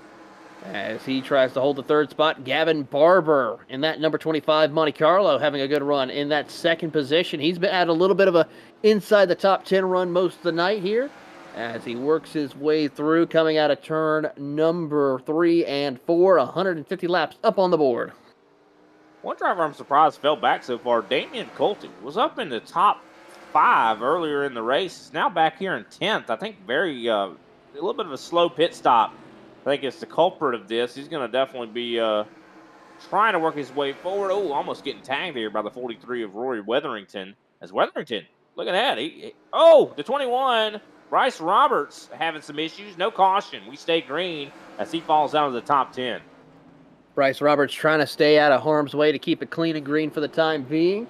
As Adam Johnson trying to get his way through the lap traffic to get back the first car on the one lap down to get back on the lead lap. As Roger Shank is now in the 5th spot as we watch on Gavin Barber trying to close the gap here and see if he can hunt down Richard Mulliganey. I mean, just because of the rarity of guys going down pit road under these cautions, that has made it incredibly hard to get a lap back. So you do not want to go a lap down here at North Wilkesboro. It seems like that is the case. As, of course, we see Roger Shank has fallen back now to the 6th place position. Now going to be under fire possibly from Mark Redeker. He is a little bit slower because he's on the older tires. This could provoke as well some guys kind of battling with each other more. I'll tell you, Rory Wetherington looking good. Drew Lalonde, some type of issue for him. Oh, no. Yeah, Lalonde just had some issues off turn number 2. Just loops it around. And unfortunately, bins it. He will take a tow. Caution has come out, but I don't think this is why. No, it is not. It has to be another issue. That is a heartbreaker, though, for the 13. I cannot believe that. I mean, running so good. Matt Chalker, the 822, I do believe, had some issue here. If we take a look back. Oh, just loose on entry. Oh, big hit. I think he might have just sent it in there. So I don't think he really backed it up the corner as much as he needed to. That's for sure. As we look through the cockpit camera here, too bad we don't have inputs like braking, but definitely don't look like he did a lot of that. Tough break for Matt Chalker as he is going to have to work his way through to get himself back going here today. As we're back live here at the North Wilkesboro Speedway. 156 laps up on the board. So far, no one in the chat has got the answer right, so we'll go ahead and give you the answer to the pole sitter of the 1987 Holly Farms 400 at North Wilkesboro. It was none other than Bill Elliott, driver of the number 9 Ford Thunderbird, as Thunderbird leads the charge here tonight at the virtual North Wilkesboro Speedway in the 1987 Cup cars. A little later on, we'll give you the winner of the race. I think I know who the winner is, but I'm not. You think you do? Ooh, that's good. I do. I didn't look it up either. You gave a hint earlier, and it kind of gave it away.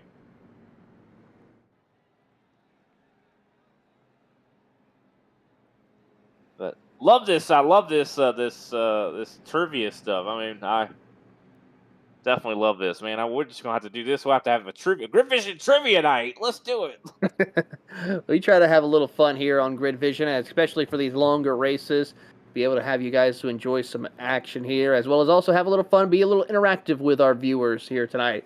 We want to, of course, remind you, if you or your league is interested in partnering with Grid Vision, make sure to go and visit us on Facebook as well as all of our social media platforms. If you want to inquire, we have some openings on days, of course, for some great prices for your league, or if you are interested in sponsoring any of our Grid Vision broadcasts, just reach out to us at gridvision.com, or actually on facebook.com/gridvision, and one of our representatives will be happy to help reach out to you and talk to you about some of the many opportunities that we have here at Grid Vision, from broadcasting to producing to having your league on the event to even having your sponsor or your company sponsors also in these events. Reach out to us at Grid Vision. Yeah, 100%. I mean, I gotta say, I think one of the best things a company could probably do is probably sponsor that NIS top split we do on Fridays. That thing we've been getting a lot of views on that. That's for sure. Yeah, a lot of people have been enjoying our NASCAR iRacing Series top split event, as we have that on Friday night. We have some other events happening on Sunday. Of course, the Global Sim Racing Truck Series, as well as a couple of other special events happening Sunday. Tuesday is our Champions Power Equipment Truck Series, as we get ready to go back green flag racing here once again.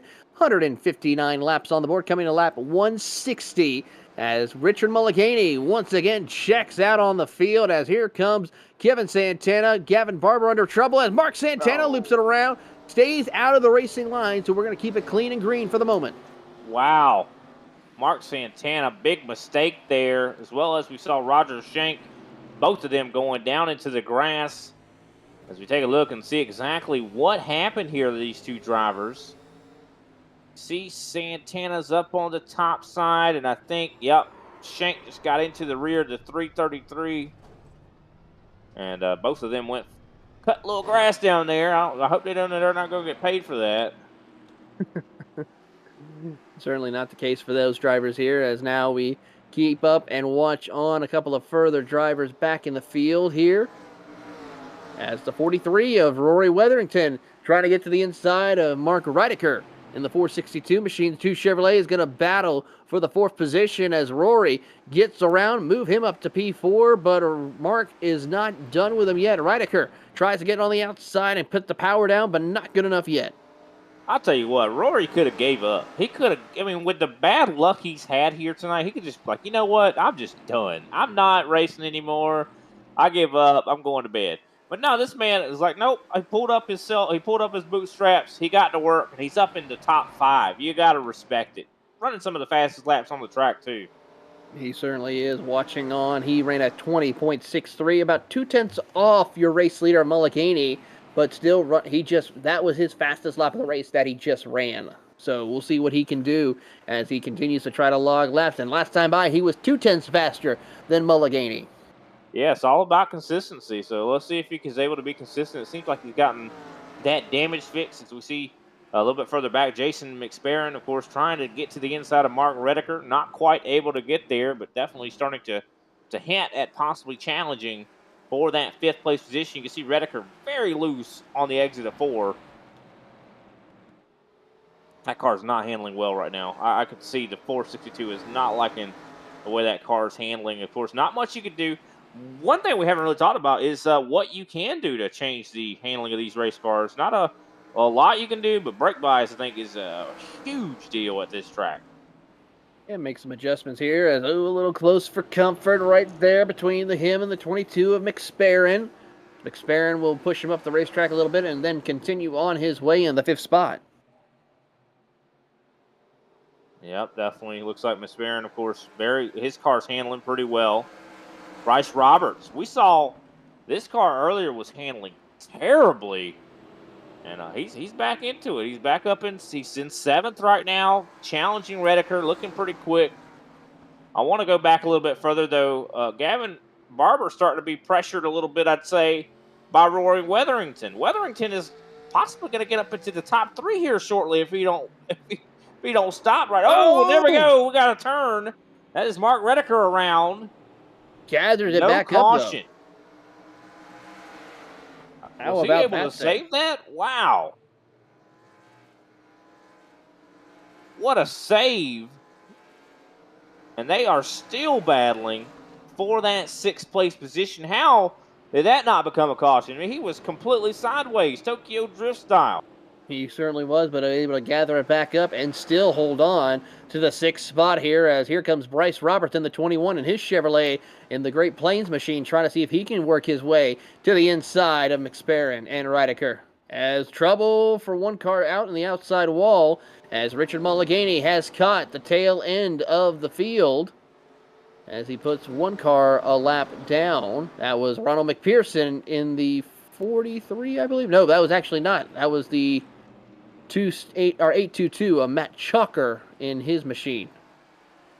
Yeah, I wouldn't be surprised. We're going to see some more people going a lap down. Let's see a very shallow dive there from the 58 of Stephen Paulison. Of course, Adam Johnson's going to try to get by him. Of course, Adam Johnson is the first driver on one lap down at the moment. So a lot of kind of mixtures of lap cars and lead lap cars all together here.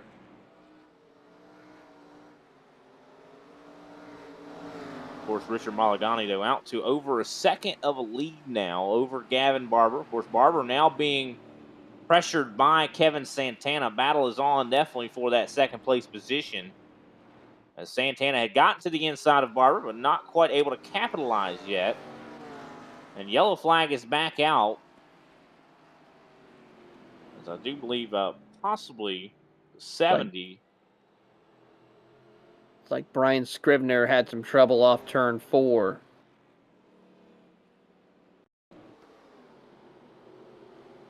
Looks like he got involved possibly with. Oh, no, No no, contact. that's all by himself. Whoa! Nearly collected several other drivers, though, I have to say. Oh my goodness! That could have went away. That could have went way worse. That's for sure. Those guys were coming up quick. And while we are under caution once again, we're going to take a quick commercial break, but when we come back, we will have more coverage here of the Major Series Holly Farm 400 live on Grid Vision.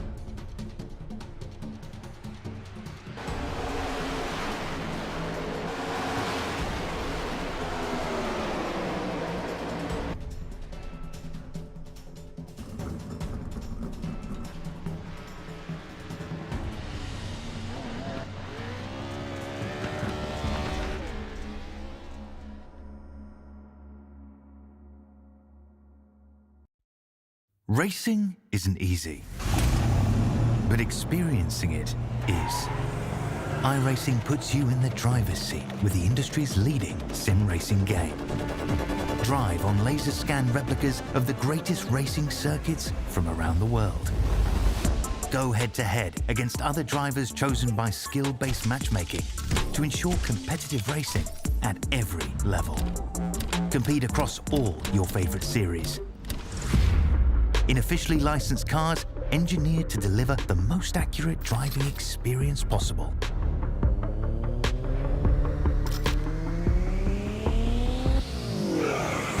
Join a race or host your own with players from across the globe. Race against the computer or in a league with friends. Feel the thrill behind the wheel. Visit iRacing.com.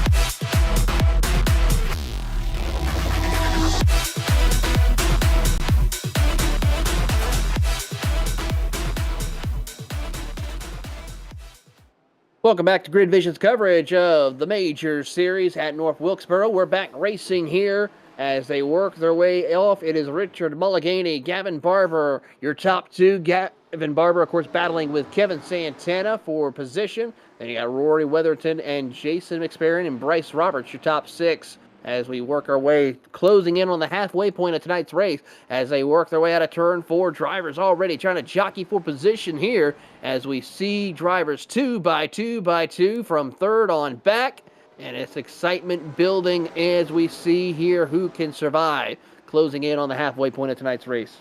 It has definitely, I think the intensity has heightened quite substantially, as well as driver has gotten back on lead lap. One that was really fast, of course, Adam Johnson, that driver. As, of course, we see battling all throughout the racetrack. I see the 34th Damian Colty fighting with Mark Redeker right now for that 8th place position, as well as Stephen Paulison has been working his way forward as well. Well, there goes Mark. Man, I tell you, Mark Santana led some laps here tonight, and unfortunately just hasn't been able to get right since. No, he certainly has not. He's struggled quite a bit here at this quarter stage, I have to say. But pretty much when they got crossed over the 100 lap mark, as he slides through the grass, gathers it back up, and continues on his way, but loses a ton of positions here tonight. Yeah, and you see he got into it, I do believe, I think that was Roger Shank, if I'm not mistaken. We got another issue here. Oh, no. That's Rory Weatherington again here, looping it around in the 43 machine. That's just tragic. I mean, he was doing so good, was up in the top 5. Oh. Looks like the 666 of Kevin Santana and then the 21 of Bryce Roberts all getting together here. A little bit of a stack up. Taking a look at it right here, you see Kevin Santana right here ahead of the 43. I think the 43 just, oh, man. Fortunately, Bryce Roberts just gets into the back of the 43, and the 43 had nowhere to go. I mean, Santana was right in front of him. Nothing really Rory could do. Unfortunately for Weatherington, he didn't get too much damage out of this. But I didn't expect to see Don't Push the Pusher here at Wilkesboro. That's kind of what happened there. It seemed Bryce Roberts kind of pushed Rory into Kevin Santana. Whoa, that was close. Very close. Very, very good driving on Redeker's part to be able to kind of jump down to the grass to avoid him. Close call indeed here as we watch the drivers gather themselves back up. And as we watch their way through and continue on, it's trouble. Oh, no, Richard Mulliganey is good to go. He's back at it once again. Gavin Barber, Bryce Roberts, Jason McSparron, Stephen Paulison, your top 5. One car is out of the race. That's Craig Hawkins. He was out about 73 laps to go. And we have 14 cars on the lead lap. Brett Trojan is your first car 1 lap down. Yeah, and there's a lot of drivers that are showing a lot of, I'd say, persistence and determination. You know, Ronald McPherson, he's 43 laps down, still turning laps. Matt Chalker, 12 laps down, still turning laps. I mean, these guys not giving up. You got to admire that don't quit attitude, I guess. Trying to, you never know. I mean, some guys, if you just weather the storm, you might get some positions and some much-needed points here in the Major Series. It's really critical, especially for those who want to try to make it to the playoffs later on this year in December at the Nürburgring, where they take the top 20 in each division and battle it out. Yeah, that's definitely going to be interesting. I mean, Nürburgring, one of the hardest tracks on iRacing, it takes a lot of memorization, so definitely going to be a challenge. Pace car lights are out, getting ready to get this thing back underway. Mulliganey has been the dominant car here late, or I should say towards the halfway point of this race. See how this plays out here as we get ready to take the green flag once again. We're happy to have you with us here on Grid Vision. As we are back racing once again here at North Wilkesboro, and down across the front straightaway they go. Richard Mulliganey once again charging up through to take the lead once again. But here comes Bryce Roberts with a head of steam. He'll look to the inside of Gavin Barber to take second position away. But here comes McSparron with a head of steam. He wants a shot at the top three. Roberts, where did he come from? Now up to second place. I mean, this guy was struggling not long ago, but now it seems like he has got the ship righted and has definitely got that car handling a lot better than what it was earlier. As we see more battling further back in this pack. See the 58 of Stephen Paulison, of course, in that sixth place position, trying to battle with the 34 of Damian Colton, of course, for fifth, or Colty, I should say. And right behind them, Adam Johnson, who just got back on the lead lap not long ago, has already worked his way back up into the top 10, and he's got his size set on getting back up to the top 5, I do believe. He's trying everything that he can to see if he can work his way up through the field here as they work their way side by side for position, as Adam Johnson of the 29 machine now pulls ahead of Don Dolson for that 7th position as they battle still side by side, 8th on back. Yeah, Adam Johnson definitely working his way forward. He's catching up quickly to the back end of Stephen Paulison. As we see Richard Mulliganey now 8/10 up on Bryce Roberts. As well as we see Mark Santana trying to dive underneath the 0-4. Kind of a queue starting to form behind Don Dolson here. As Rory Weatherington battles with Kevin Santana. Of course, Kevin Santana involved in an accident with Rory just a little bit ago. Yellow flag is out. Ooh, trouble for the 944 of Brett Trojan, as well as the 822 of Matt Shocker. Those two having some issues here out of turn 4. Yeah, not exactly sure what happened. Both of these drivers, of course, were already a lap down, I do believe. You see right here, the 822 comes up and tags just a light touch on the 944. Oh, I think that was Mark Redeker. Some damage here to 70 of Scrivener. Just unfortunate seeing a lot of contact there among the lap down cars. And not sure what Chalker was really doing there. I mean, he's I hate to be this guy, but he was 12 laps down. Why are you battling so hard, you know? Yeah, I mean, that is a question I would have to say. I mean, you know, hurting guys that are multiple laps ahead of you. And, you know, I'd understand if you're battling for position, but that's not the case. But, you know, it is. That's why I'm up here in the booth and they're down there racing. And, you know, when you're behind the wheel, it don't matter how many laps down you are, you're gonna race. The racer comes out of you.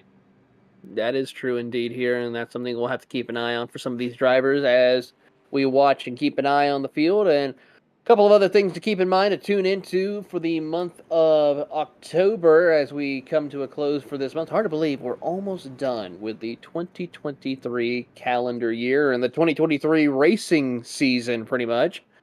I mean, if you think about it, NASCAR is wrapping up their season here in a couple of weeks. IndyCar is already done. IMSA wrapped up last week with their race at Petit Le Mans. Formula One's racing in Austin, Texas this weekend and has a couple of more races before they wrap up their season. So a lot of things to go. And, of course, another series to keep in mind is, of course, the Rock Vegas event happening in Las Vegas next weekend. You can catch the action live on Kart Chaser. For more information on that, visit Kart Chaser on all social media aspects to catch the Rock Cup USA as well as the Superkarts USA Super Nats happening at the Las Vegas Motor Speedway in a couple of weeks' time. That definitely sounds interesting to watch for sure. You going to be on the call for that one, Taylor? I will be behind. I'll be behind the scenes on that one. So we got some special guests joining us for that event. So stay tuned for more information on that. It looks like we're having some major connection issues from Richard Mulliganey. I think he is dropping to the field. This could possibly put him a lap down if he does not come back. Oh, my goodness. This is just bad. I mean, Mulliganey has utterly dominated this race here towards this middle portion, and unfortunately, he has disappeared. Oh, my That goodness. that is a tough break. That will now give Bryce Roberts the lead here tonight. Wow. As Gavin Barber will start second. So let's see how this plays out for the field here as everyone tries to get ready to go back racing here at North Wilkesboro. Benny pulls off. Barney has the green flag. We're back racing halfway. 200 laps in the book as they now battle off, and Bryce Roberts checks out on the field, and already some beating and banging as Damian Colty pushes the 25 of Gavin Barber up the track as the caution is out for Wayne Taylor in the 564.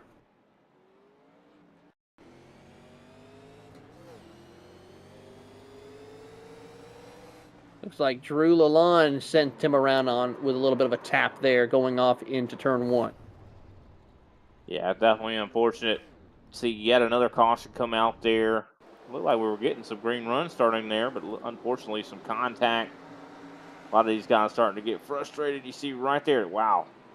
Lalonde just kind of sending it up there up to the 564. I don't think he expected Wayne Taylor to kind of check up as much as he did. And just unfortunate to see that caution come out. And unfortunately as well, Richard Mulligany has not come back. That caution might have helped him if he had came back, but that's just a heartbreaker when you see stuff like that. Guys, kind of just blinking out of the race. You just, not anything to do with skill at all. It's just terrible.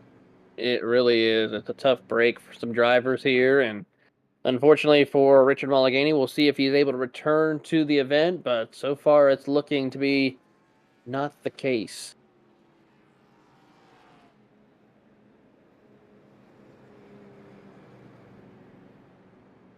Bryce Roberts right now in the lead. Of course, Jason McSperrin has been having a quiet night. He's up into second place.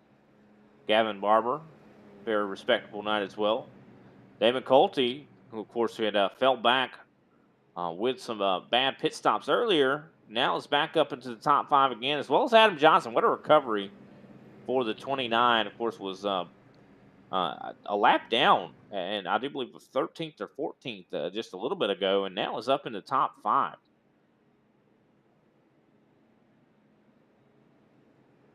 Definitely a lot of big movers out here. A lot of guys being able to kind of just stick with it and recover. But a lot of drivers as well not able to kind of stick with it and recover as well as others. At the moment, there's 15 drivers on the lead lap. Of course, first driver lap down is actually 2 laps down. Joshua Mertz, as well as Scrivener in the 70 car, of course, is 2 laps down as well. Lalonde is, of course, a 3 laps down. And I think Mulligany has disconnected. So that leaves 18 drivers right now. Actually, no. I will leave 20. Chalker and McPherson still driving, yep. Yep, 20 drivers still out on the track.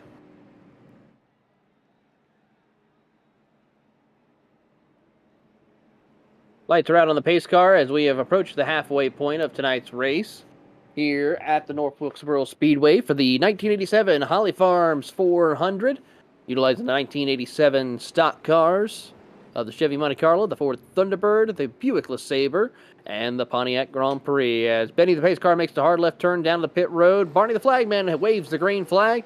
We're back at it once again here as Bryce Roberts gets another great jump, but here comes Jason McSperrin with that second place of the Ford Thunderbird as trouble again for Mark Santana, who loops it around in turn 1. Yeah, Mark Santana, I think, might have just got turned by, if that's his brother, I'm not sure. I think Kevin Santana might have turned him. Have to look back at this. You see right behind, into turn 1 here. Yeah, Kevin Santana just right into the rear end of the 333. And turns him right around, so that's definitely unfortunate to see. Mark Santana, I mean, had a spectacular day going for him. Unfortunately, just keeps having bad luck. And I think just checked up a little bit too early for Kevin Santana's liking. Tough break right there for the two Santanas as they will have to gather it back up as still having to see who's out there on the track as far as that hasn't used their fast repair. Your top 3 has not used their fast repair. Then the next 3 drivers have. Then from 7th to 10th have not. Pretty much everyone from outside of the top 10 except for 2 have not utilized their fast repairs. So at least probably split evenly as who has and who hasn't used their fast repairs for tonight's race. Yeah, of course, these cars are very hardy as well. They can survive quite a pummeling. So definitely a lot of these guys, a lot of these accidents we've been seeing here recently have not been really race enders. They've been kind of just little spins that just bring the caution out, and it's definitely got to be frustrating a lot of these drivers as well that are just wanting to probably come out here and get some racing in, but guys just kind of can't seem to predict what others' breaking points are. I think that's kind of the big deal, and they're losing a lot of patience. The rhythm, of course, has gotten destroyed, I guess, in a lot of ways. You have to have a rhythm at a short track like this, and when you kind of lose that rhythm, a lot of times problems happen, and it's exactly what we've seen here tonight. We've seen, I think, frustration probably take advantage of these drivers. Yeah, we are certainly starting to see that here and how that will play out amongst the drivers as they work their way around. We should be getting one to go next time by for Bryce Robert and Jason McSparron, and then we'll hopefully get a little bit of a run in to get some laps on the board. Yeah, I definitely hope so. That'd be good to see what these guys have on the longer runs. We saw a little bit earlier we had some good runs, but just seems like we're having kind of a starting and stopping issue for a lot of these drivers. So hopefully we'll be able to get these guys, everybody kind of settle down, get some laps turned. Of course, we're over halfway through this race still. Of course, 180, I do believe 188 laps coming up here to go.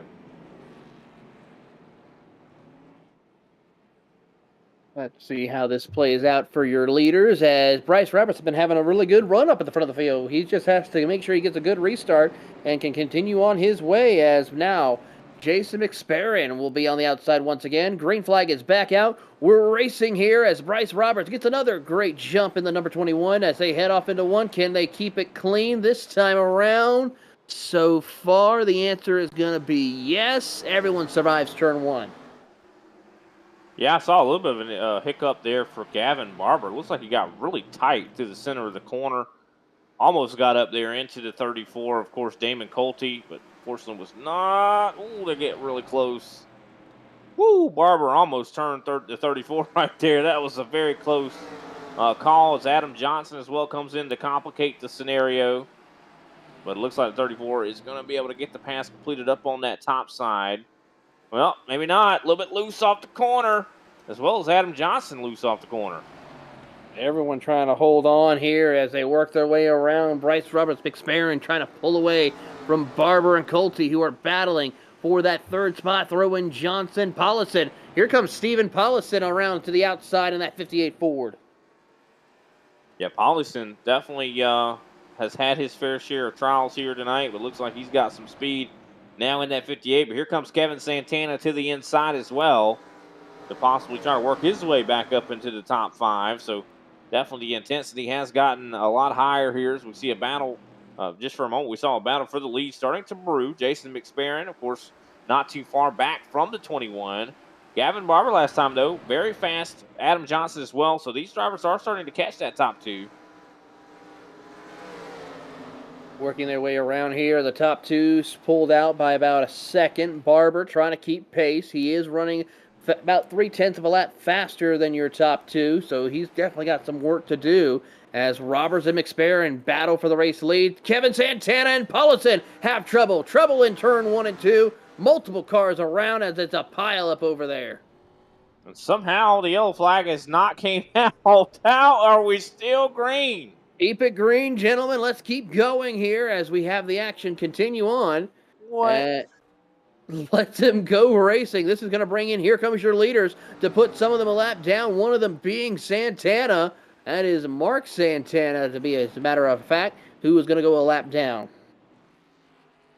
Wow, I cannot believe that did not bring a caution out. I mean, that is just crazy.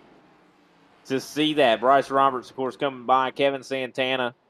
And Caution is out. There is the caution that time. That is, I think, the 34. 86 of Mike Olette went around. I saw blue, and usually I know there was a blue car with the 34, but Michael Olette missing the front end. You can see those yellow, that yellow front kind of underpinning there. Unfortunately, So this is the initial accident, I think, that didn't cause a caution. It is. How did that not cause a caution? I mean, my word. And Olette, of course, this other crash, we're going to get to see it here in a little bit, has disconnected. You see right there, the 66 just sends it in, tags the back end of Stephen Paulison. And, of course, somehow we stayed green after this. Paulison's able to get back going. You see the Kevin Santana able to get back going. And here's Mike Olette. I think that's, of course, Shank right there in front of him. Oh, and then Olette just into the... Oh, goodness gracious. Yep, that's going to end Shank's race. Roger Shank just took a little bit of a trip over the pit road barrier there.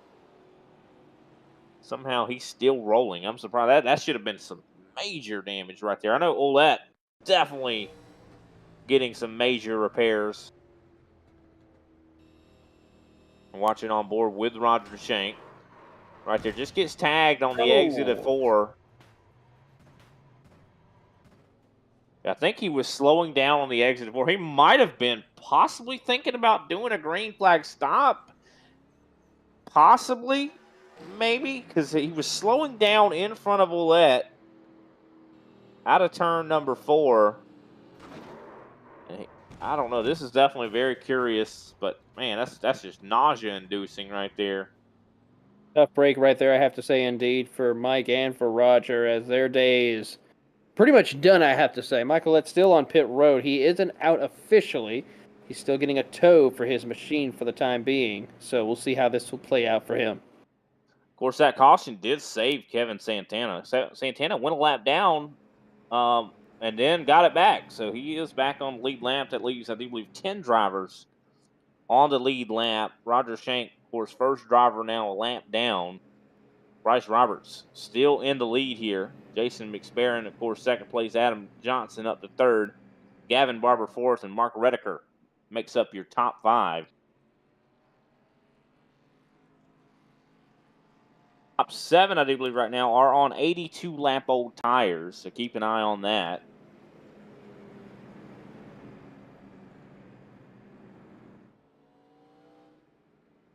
Pace car lights are out. Richard Mulligany has rejoined the track.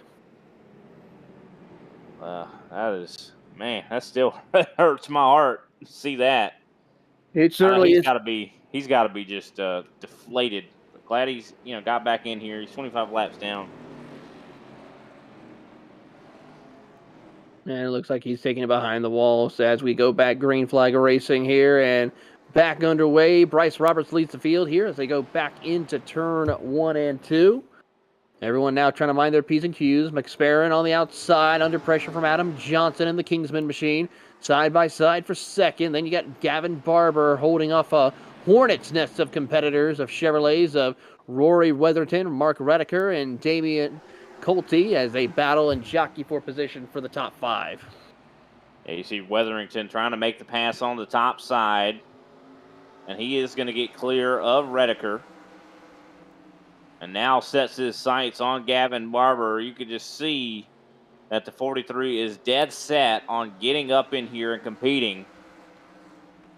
As it looks like Rory Weatherington not quite able to get the pass completed on Barber yet. Still, the battle is on for that 4th place position.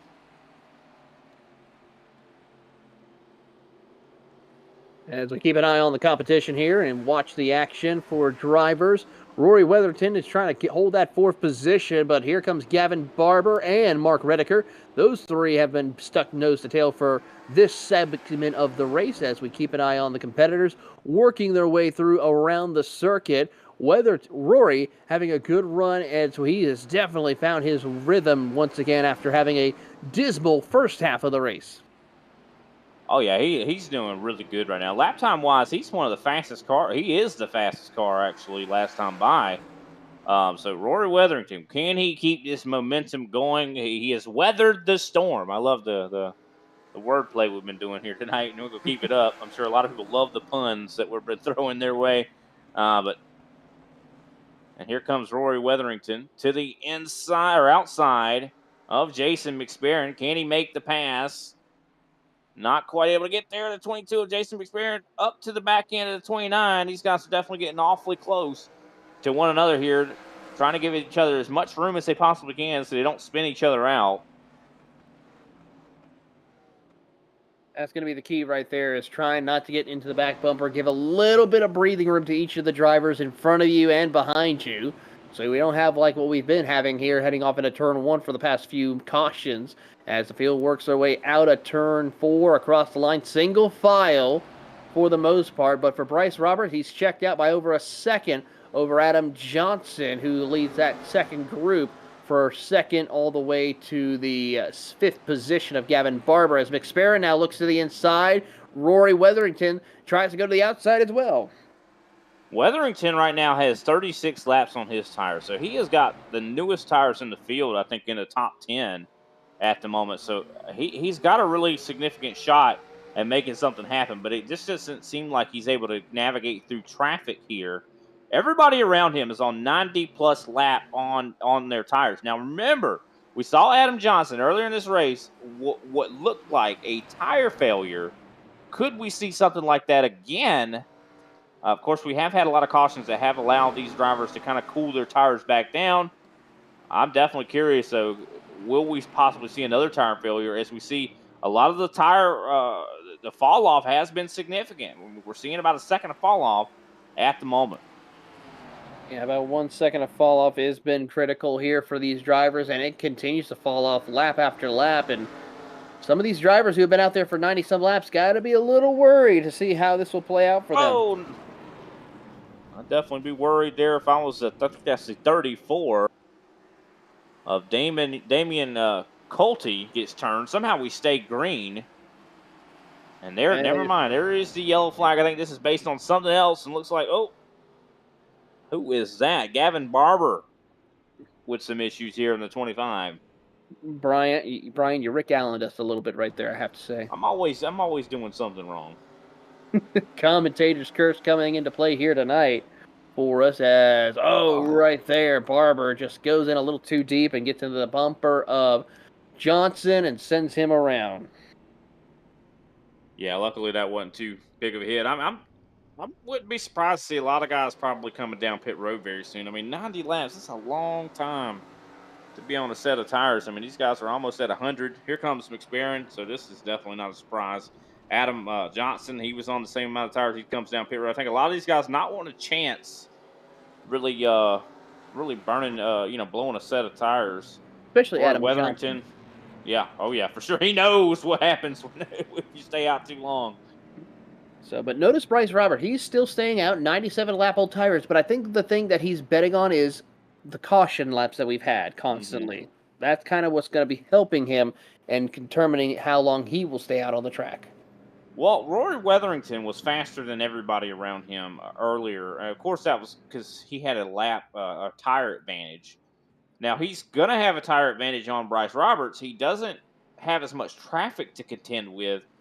I want to say Rory's going to take the lead here. Have to keep an eye and see how this will play out for our drivers, as Rory will start on the outside lane of Bryce Roberts. And at the moment, 9 drivers remain on the lead lap. Of course, first driver lap down, Wayne Taylor, in the 564. So this has been an attrition field race. That is, I don't think I'm misrepresenting it. It has definitely been an attrition style race. It's actually Wayne Taylor, I think, just got away around. So good on him. Nothing wrong with that. Got to get himself his lap back. So that puts us with 10 on the lead lap. Of course, that's half the field that has gone a lamp down, and most of them, I think all of them, have been based on accidents. This has definitely been a brutal and physical race here this evening. And when we say we were going to go do some 1987 short track racing in these cars, we meant it. We certainly did, and that's the case here for these drivers as they try to get themselves ready to go back racing once again. 241 laps up on the board. We're going to go one more time around before we go back green flag racing. That is right. Pace car lights are out. Bryce Roberts set to control the restart here. We're definitely curious to see how this all plays out. Can Bryce Roberts hold on to the lead? Does he see another caution to allow him to go down pit road to possibly get that advantage on tires? I think that's what he's looking for.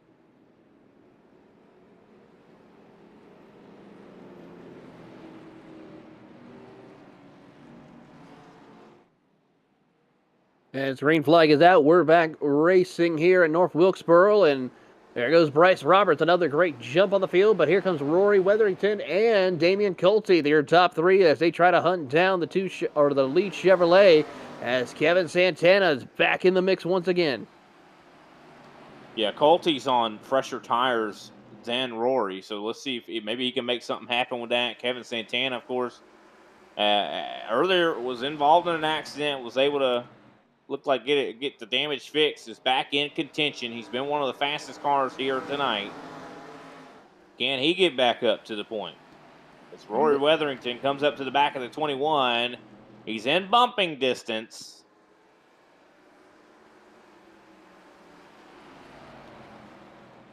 Santana, last time by 0.2 faster than the drivers ahead of him. Fastest in the field, to be exact.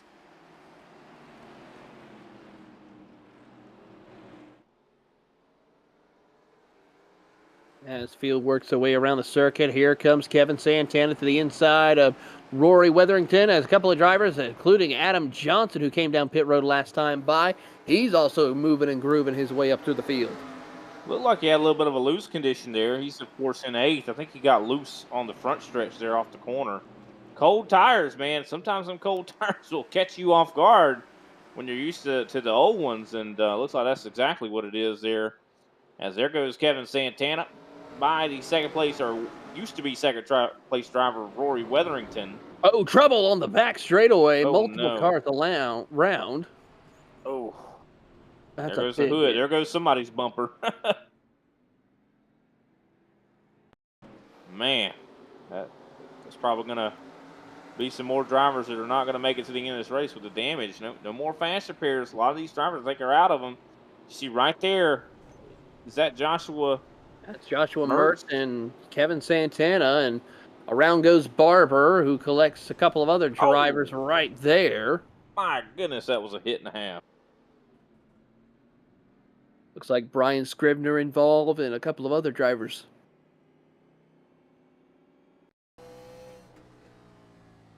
Just unfortunate to see that sort of an accident. I think it was Wayne Taylor. As I was looking to see who that blue car was, yeah, it was Wayne Taylor. Wayne trying to avoid it, and unfortunately the clouds cleared, and there was the 25 sitting right in the middle of the track.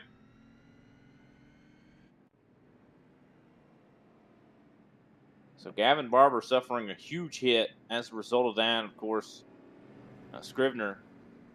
I'm sorry, that was Wayne Taylor suffering a huge hit on his front end. Bryce Roberts still leads. He, of course, was being hunted down by Kevin Santana. Got saved by the caution. Surprised Roberts hasn't decided to come down pit road. I think this has been a really good time to do so.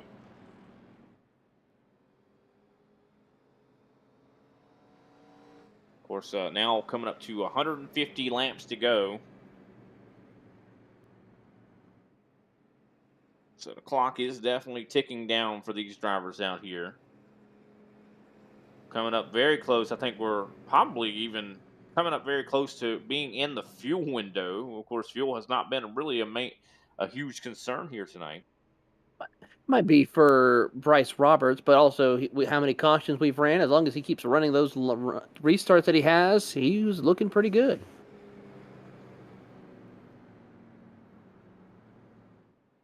Well, no, he's looking pretty good to get to the end of that fuel window. He's got 109 laps on his equipment. I would assume. I don't think he's running really low because I mean, like you said, they've been having a lot of cautions. He's probably been running in fourth gear, but he definitely it's just 109 laps. That's a lot. I'm just surprised that he has decided to stay out this long. I mean, he of course, I think gets pitted 4 times tonight. I'm not sure if every one of those stops was a tire stop. If they were, that means he has, I think, 2 sets left. And some drivers might not have any left. I mean, Roy Weatherington, I don't know if he's got any left. I mean, he's pitted 7 times. I think that he probably does have a set left though, because I mean, a lot of the times he's pitted has been for repairs. Now we'll have to see how it plays out as we get ready to go back. Green flag racing here. 252 laps completed out of the 400. We're back racing here again, as there you see Bryce Roberts check out on the field once again, as Rory Weatherington has had a good battle with Kevin Santana's trouble for one driver. Tamian Colte stuck out on the outside wall, keeps it off, and continues on his way in the 4th spot as he has to hold off Jason McSparron in the Kinetic Racing Ford Thunderbird, as here comes Kevin Santana with a head of steam on the leader.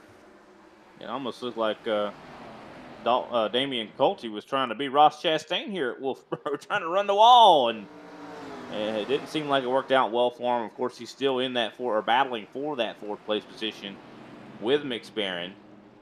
And of course, Kevin Santana on the top side. Oh no, the McSparron around in front of the field. Oh, and caution flag is back out. Oh no, the 944 of Brett Trosson around as well.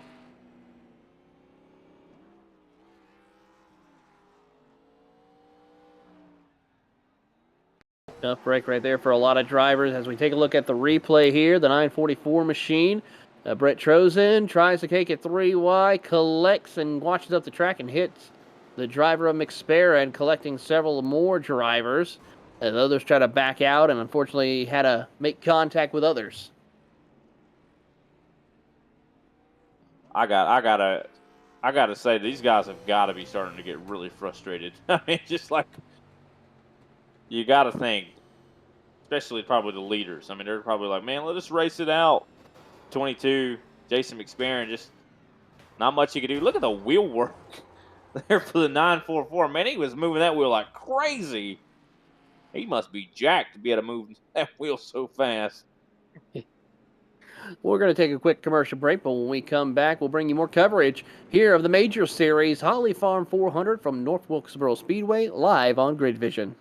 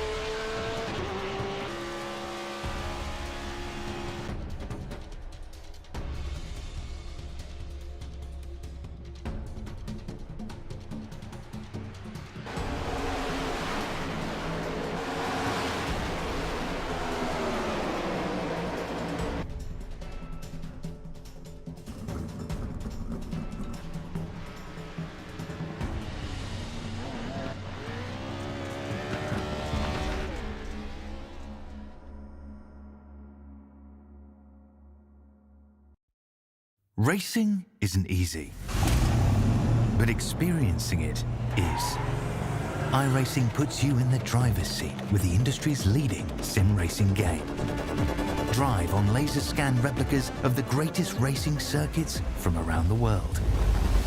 Go head-to-head against other drivers chosen by skill-based matchmaking to ensure competitive racing at every level. Compete across all your favorite series. In officially licensed cars, engineered to deliver the most accurate driving experience possible.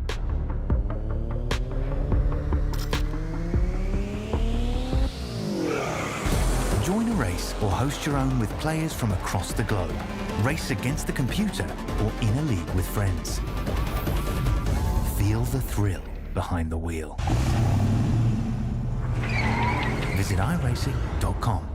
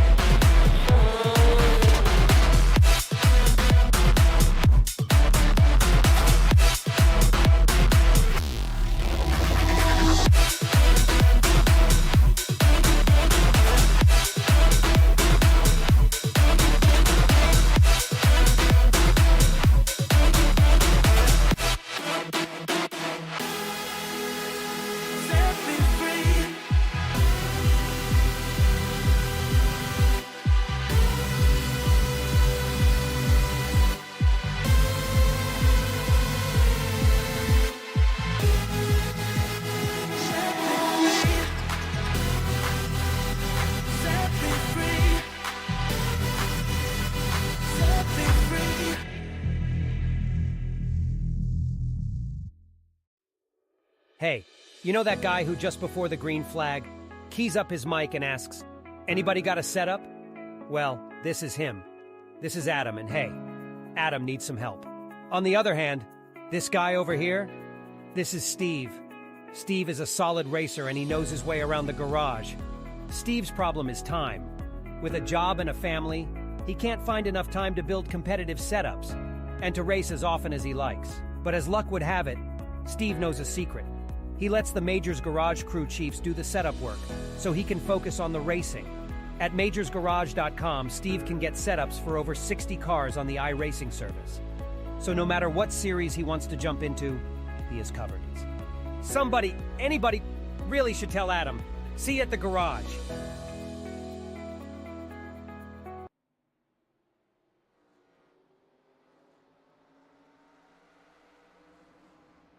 Welcome back to the Major Series Holly Farm 400 as we're under caution once again. As one driver, Roger Shank, Stephen Paulison having some problems out on the racetrack. Tough break for Stephen Paulison as well. Yeah, for sure. I mean, he's been fluctuating. He got up into the top 5 a little bit here tonight. Unfortunately, it looks like he's been having some struggles in that 58. As we see, I do believe, the 0-4 of Don Dolson gets into the 13, of course, of Drew Lalonde. Just a heartbreaker there for Lalonde. I mean, one of the fastest cars tonight, I'd say, is Bryce Roberts finally down pit road. I was wondering when he was going to come down. As we see some, wow. We're seeing a lot of cars getting lifted up off their rear ends there as we see, of course, Shank get turned around there. Tough break indeed right there for a lot of drivers who were trying to jockey around and get themselves situated, but unfortunately, that is going to possibly require some extensive time on pit road as Drew Lalonde, Matt Chalker, and Brian Scribner have been on pit road for over a minute. Ronald McPherson also been on pit road for almost 20 minutes now, so this driver's definitely going to be having to fix a lot of damage to their machines. Yeah, for sure. I mean, this is definitely turned into quite a heavy attrition race. Of course, Roberts, who has gone down pit road to take a set of tires, we'll see if he's going to be able to take advantage of this new set of tires. He stayed out over 110 laps, I do believe, was definitely really impressive. I think that's the longest we've really seen anybody go on a set of tires. Let's see what he's able to do. Is he going to be able to carve his way through the field? Of course, Kevin Santana, at the moment, is in the lead. Adam Johnson, who showed significant speed earlier in this race, sits in that second place position. 130 laps left to go in tonight's race as the drivers try to negotiate and get themselves ready to go racing once again. It's Kevin Santana, your race leader, followed by Adam Johnson, Rory Weatherington, Mark Redeker, and Don Dawson, your top 5. Robert Shank is in 6th, Steve Paulison is 7th, Damian Colte 8th with Mark Santana 9th, and Jason McSparron rounds out your top 10. Yeah, definitely. Can't wait to see how this kind of turns out. Can we get a good green run? I think that'd be great for us up here in the booth. Great for the guys down there on the track to see exactly what these cars are capable of. Who has the best handle on this track? Pace car lights are out. We're getting ready to hopefully find out.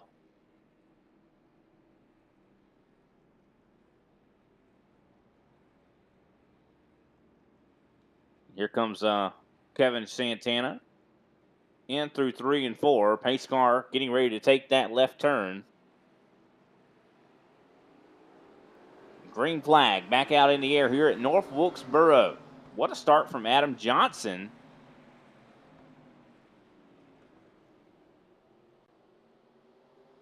Rory Weatherington tries to look to the inside of Johnson, not quite able to get there.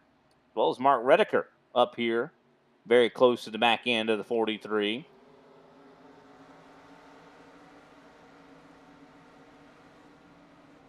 Of course, Kevin Santana, still your leader, but Johnson catching up to the rear end. Can he make something happen? Kevin Santana, very difficult to pass here tonight.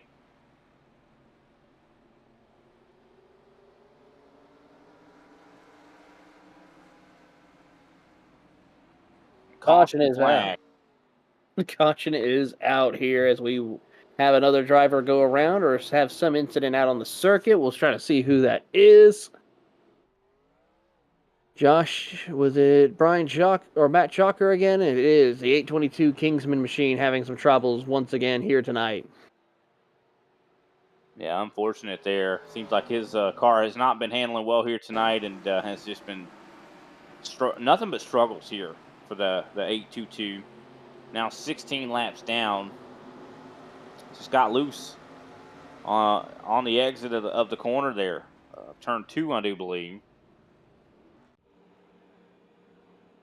And that's just unfortunate to see for sure. 125 laps to go here. But luckily he didn't hit anything, but definitely probably hitting his ego. That's for sure. A little bit for sure, I have to say, and agree with you on that one.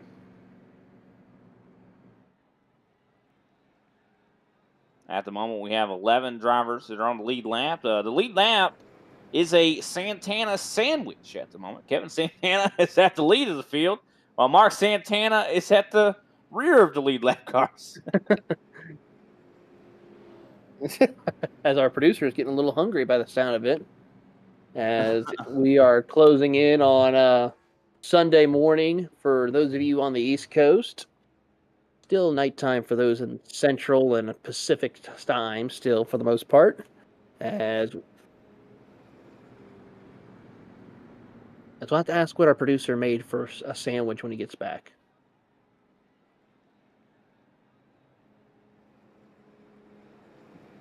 Kevin Santana, though, up here in the lead, taking care of business so far here. He's been one of the dominant drivers. Of course, Richard Malagani still got a hard, kind of voice my displeasure and sadness over that whole deal. Disappointed, I guess, with Richard. Definitely great driver. Definitely showed his skill here tonight, and unfortunately, just almost like equipment failures in real life. How you have an engine go or some sort of issue. It's kind of the same way in the simulator. Things go wrong when it comes to technical difficulties.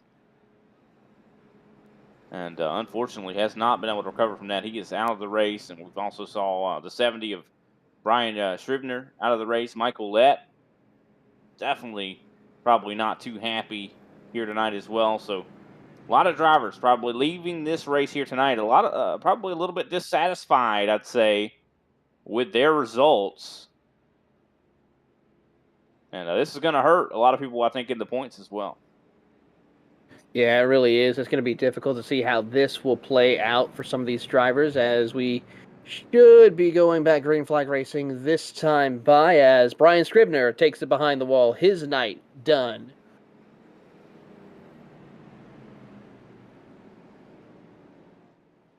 Here we go on the backstretch here into 3 and 4.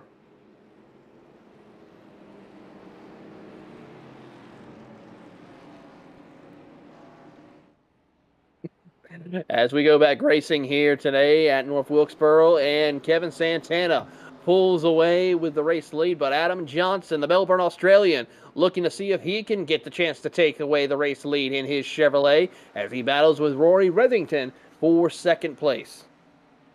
Yeah, I think Johnson's capable. I mean, he's been incredibly fast here today. It's just been on the longer runs. It seems like he burns those tires up pretty heavily. Oh, as he gets a little bit wiggly there, able to still keep the momentum, and I think he's going to secure second over Rory Wetherington.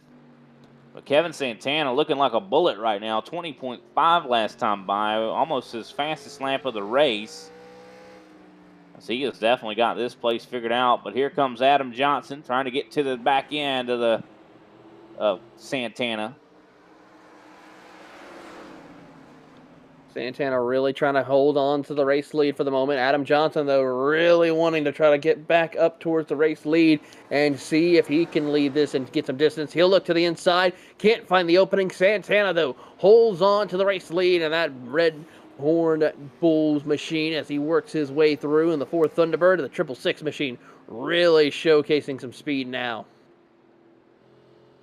Also see some battling further back. We see Roger Shank as well, making some moves here to the inside, I do believe, of Bryce Roberts.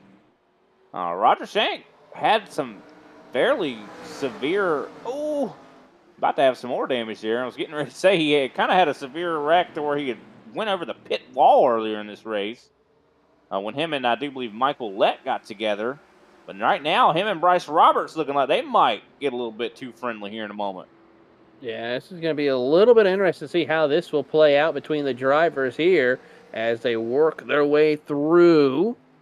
Out of turn number 4, a little bit of bump and run maybe. He pushes him up the track a little bit, but not able to get to the inside of Kevin Santana. Adam Johnson really trying to find his way around, but here comes Rory Wetherington and Mark Redeker. They're trying to close into the party.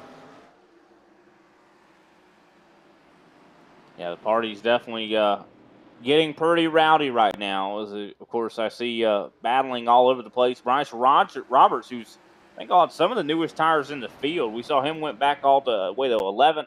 He's now up into 5th. He's driving his way forward at the moment. Just got by Don Dolson. He's turning the fastest laps on the track right now. Now he's just got to get up to Redeker and continue his march to the front of the field. You see Redeker right there in front of the 21.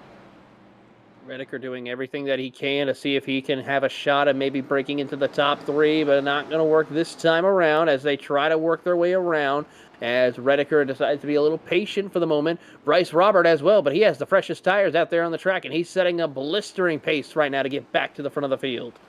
Yeah, that he is. Lap time-wise, he has been much faster than the guys around him. Another driver that's been really, really fast has been Jason McSparron. So we'll have to be curious to see what he's going to be able to do, as well as Gavin Barber, who just got back on the lead lap. Oh, big send there from the 29 to the back end of Kevin Santana. Tried to, had to check up a little bit to avoid hitting Kevin. But you can tell, I think, that Adam Johnson's got a little bit more speed right now. Here comes Bryce Roberts, though, to the inside of Mark Redeker, and it looks like he's going to make that pass. Oh, not quite. He does not get clear, but I think he's going to get clear in 1 and 2 here. He's going to try his best to and get around for that position in the 4th position and does clear him out of turn number 2. Now move him up to P4 as he sets his sights on Rory and Adam Johnson. It's a Chevrolet all the way pretty much to the 6th position with the Ford Thunderbird of Kevin Santana leading the charge. Yeah, I like what I'm seeing from Kevin Santana. It's like you could tell that Adam Johnson's got a little bit more speed in certain parts of the racetrack, but Adam Johnson or Kevin Santana doing a really good job at wrapping the bottom and really just able to get straighten out the corner very well on the front straight. You can see he pulls away a little bit on these straightaways. As here comes Bryce Roberts to the inside of course, Wetherington. This is for this 3rd place position. If I was Santana, if I was Johnson, I'd be seeing this like, here comes Bryce. I need to watch out. As here comes Johnson, he tries to get underneath. Oh, it gets loose. What a save from the 29, and we got another driver that has gotten loose. That is the 22 of Jason McSparron. He spun out over in pit lane, so he Oh. will keep the field clean and green for the time being. And it looks like that was the 333 of Mark Santana that got into his rear end. As the battle continues to rage for the lead, as you see McSparron coming off of pit road, and he has gone a lap down. Yeah, we currently have 16 cars out on the racetrack. Drew Lalonde and Ronald McPherson are trying to fix their damaged race cars. Trouble. The two leaders have spun out in front of the field as a bump and run gone wrong. That is going to put Bryce Roberts as the leader. You see right there, Adam Johnson into the rear end. And unfortunately, I mean, he bumped Kevin there, turned Kevin around, and then Bryce turned around and bumped him and turned him around. I mean, it was just a bump and run, double bump and run right there. Basically, a double bump and run for one driver to get away with that for way around. As we take a look at the replay once again, and right on board with the driver of Bryce Roberts.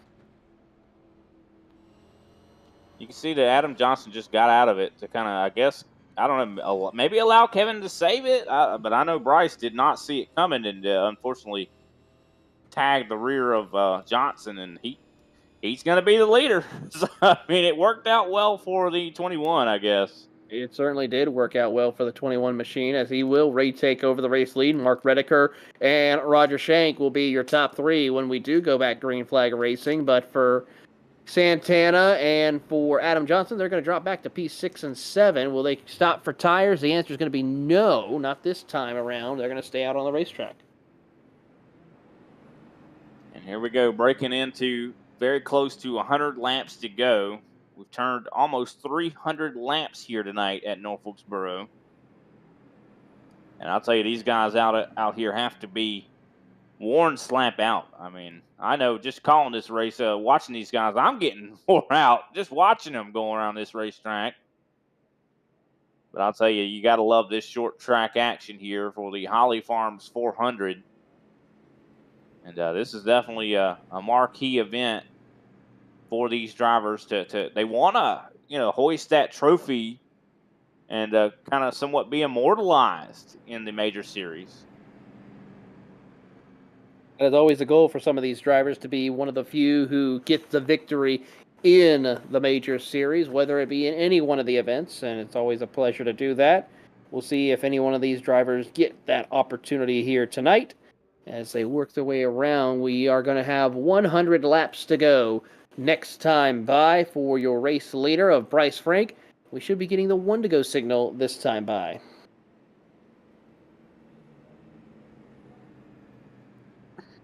That is correct. Pace car lights have gone out. We just completed lap 299, starting lap 300. So 75% of this race has been completed. Bryce Roberts, could he be in the lead at the right time?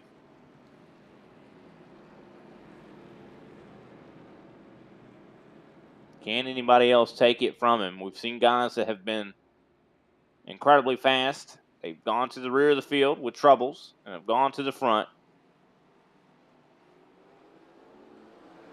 And with that, we're back at it once again here to see who's going to be able to come out on top. But here they go. Bryce Roberts already pulling away. Mark Redeker trying to keep him honest as they come out of turn 2, but he just got the fresher tires to pull away. Yeah, really good run from Bryce Roberts. Here comes Roger Shank, though. Where did he come from? I don't know if I like having a vampire coming up behind me. I don't know how I feel about that either, but they are making the run and making the charge. Here they come up through the field. And Roger Shank, last time by, was the fastest car on the racetrack. Can he capitalize? Of course, his race has been full of trials and tribulation. It definitely looks like he's got the ship righted, as we got a driver further back in the pack. Rory Wetherington lost a few positions there. I think he got tight Got up into the wall a little bit there, and unfortunately has fallen back to 10th place. Oh, very close, Rory, and I do believe that is the 822 of Matt Chalker.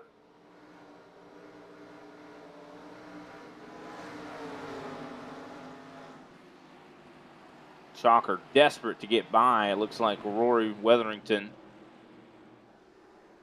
This could be the site possibly of the next crash. We'll have to wait and see here as we are 95 laps to go left in the race, and everyone's trying to get themselves jockeyed up for position. For the most part, everyone could make it on fuel, except maybe Kevin Santana, as well as Adam Johnson. And we have had a change for the lead. Roger Shank has taken the lead from Bryce Roberts. New race leader here tonight as he takes over the race lead. Let's see what he can do as he tries to make the charge up to the front of the field. And now Roger Shank's pulling away from Bryce Roberts.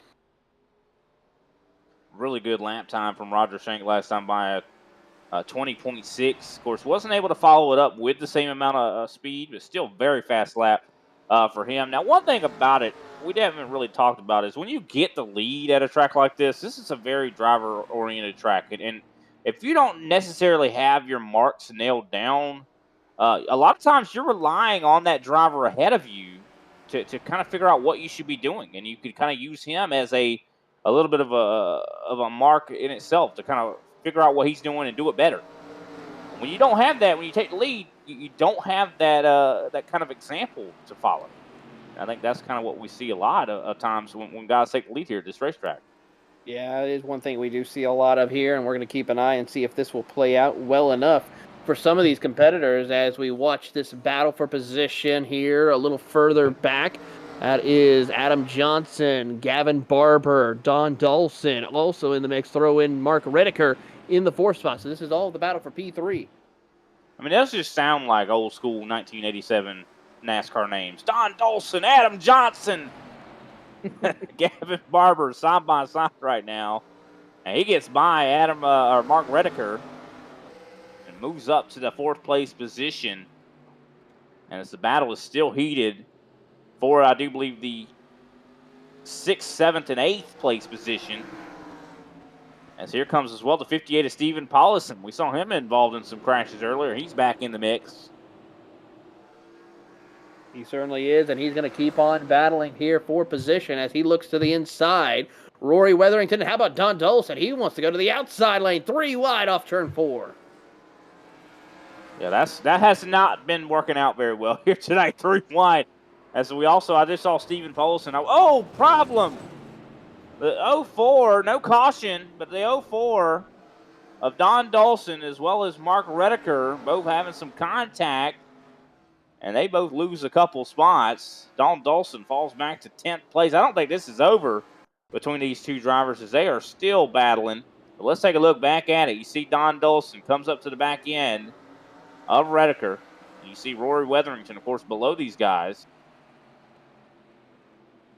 And Dawson getting a huge run on the high side onto the front stretch. You see, of course, there's Paulison. And right there, just Dawson getting a better run onto the entry and just hits Redeker right in the rear. Somehow we stayed green after that. Another driver has retired. That is Damian Colty in the 34 machine. He has had issues, so he will be out of the race. He will join the drivers of Matt Chalker still out there on the track. Drew Lalonde, Brian Scribner, Mike Collette, Ronald McPherson, Richard Malagani, and Craig Hawkins. So we currently have 15 vehicles out on the track for the time being. Yeah, definitely unfortunate there. I'm not sure exactly what happened to Damian. I mean, he was running really, really good here tonight in the 34. Had even got up to the top 3 at some points as we watched this battle between, I do believe, Mark Santana and Gavin Barber. Of course, Barber, I think, has been really good on the longer runs from what I've been noticing. So, of course, he's going to try to see if he can get up here into the podium. Of course, Roger Shank, where did he go? He's up to one of the biggest leads this race, 1.7 seconds. He's up on Bryce Roberts right now. He certainly is, and he's going to try to keep pulling that lead away. And the thing is, he has 11 lap older tires than Bryce Roberts. Unless Bryce Robert is conserving his tires for later on in the race, if we stay green, then this is a whole different ball game that we could be looking at. Definitely could very well be a whole different ball game, that is for sure. I think Rogers is not really having a battle either, so I think he's really kind of able to set his own pace and run smoothly. As, of course, we see Gavin Barber has gotten by Mark Santana and tries to set his sights on possibly getting up there to second to Bryce Roberts. Last time by, Barber was 0.2, a little bit under 0.2 faster than Roberts last time. Of course, we also see Rory Weatherington catching up a little bit to Mark Santana, so the battle's not over there for the top 5. As well as Kevin Santana. He's back about 6 seconds from these guys. He is in the midst of a battle, I do believe, with Don Dolson. Whoa, very close. Almost some contact there between Santana and Dolson. Yeah, Dolson really trying to hold on to the outside lane. He's got some of the freshest tires compared to Kevin Santana, who he whizzes on by off of turn 4. But the thing is, Don Dolson does have to be careful. One thing that we got to talk about here. Only, and I mean only, 2 drivers have not utilized their fast repair who are still out running. That's Jason McSparron in the 22 machine and Bryce Roberts in the 21. Everyone else. That's curious. I'm surprised there's that many. I be honest with you, I thought everybody had used their fast repair already, but I guess really good conservative driving from Bryce Roberts, as he, of course, is going to get passed by Gavin Barber there. And, of course, it's going to get chased down as well by Mark Santana. So it seems like Bryce Roberts, we saw this earlier from him. He seems like he's just not good on the long runs. Like, it seems like he's very fast on the shorter runs, but when it comes to the longer runs, it seems like he starts to struggle a little bit more than other drivers. You can see that marked by his lap times right now, 21.7 versus the guys around him, 0.2, 0.3 faster. Yeah, it certainly does seem to be the case here. Looking over the times and the speeds here that he has been running, Bryce Roberts, he's faster than your race leader, but he's still about 1/10 off to 0.2 off everyone else behind him, excluding Mark Santana. And he could be, just like you were kind of saying, you kind of alluded to, that he's saving. He could very well be. That could be the case. I don't know, though. I don't think it's very smart to let Roger Shank get out to 2.2 seconds right now. Other than the opening round where we saw the 333 of Mark Santana get out to a 3-second lead, never have we seen a lead get out this big in this state or any point of the race here tonight. So we'll keep an eye on how this works out. Gavin Barber with the freshest tires trying to close the gap a little bit. 30-lap old tire. He has 40-lap fresher tires than Roger Shank, who is trying to work his way through and hold on. He is currently looking over about 8 seconds behind or a few seconds behind only before he starts lapping the field right now, which he is closing in on Adam Johnson and the 143 of Ronald McPherson, which he does put a lap down. Yeah, I said Redeker just went a lap down. Redeker just got put a lap down just now. So unfortunate for him. Yeah, Shank is encountering a lot of traffic, and a lot of drivers are going to want – they'll let second place go, but they aren't going to want to let first place go. As you can see, Adam Johnson's probably going to try to race him hard. But no, it kind of lets him go. I'm surprised. Adam Johnson, one of the faster cars here tonight. But it looks like maybe having some struggles as we see a kind of a group of cars racing further back. Yeah. Of course, that is Bryce Roberts, Mark Santana, Rory Weatherton, all kind of in a group there. Yeah, all of them just clumped together, trying to see if they can find ways to get their positioning out on track, or at least just log laps. It is a gaggle of Chevrolets right here, pretty much leading the charge, all behind a Ford Thunderbird at the moment here, leading the charge here at North Wilkesboro Speedway. 331 laps on the board. coming up now to 70 laps to go in the race. And while everyone's kind of calmed down, we're going to take our final commercial break, and when we come back, we will take you straight all the way to the finish. You're watching the Majors Series live here on Grid Vision.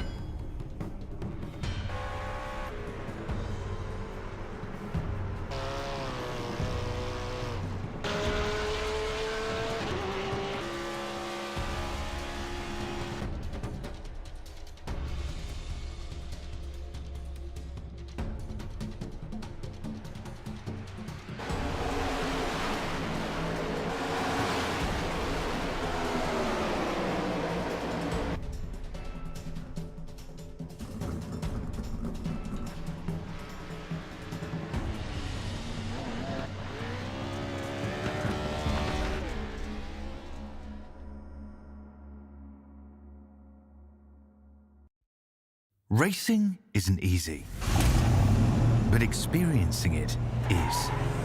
iRacing puts you in the driver's seat with the industry's leading sim racing game. Drive on laser scan replicas of the greatest racing circuits from around the world. Go head-to-head against other drivers chosen by skill-based matchmaking to ensure competitive racing at every level. Compete across all your favorite series. In officially licensed cars, engineered to deliver the most accurate driving experience possible.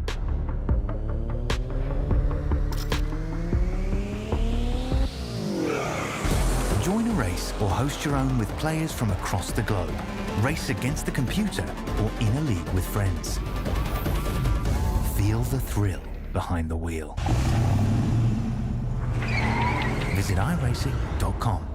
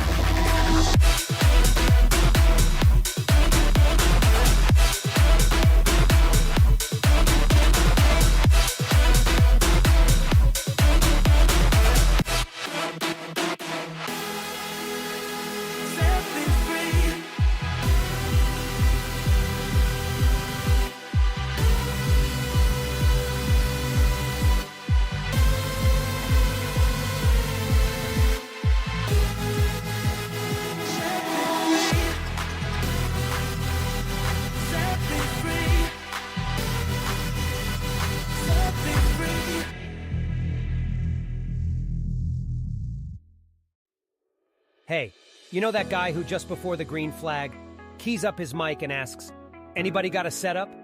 Well, this is him. This is Adam, and hey, Adam needs some help. On the other hand, this guy over here, this is Steve. Steve is a solid racer and he knows his way around the garage. Steve's problem is time. With a job and a family, he can't find enough time to build competitive setups and to race as often as he likes. But as luck would have it, Steve knows a secret. He lets the Majors Garage crew chiefs do the setup work, so he can focus on the racing.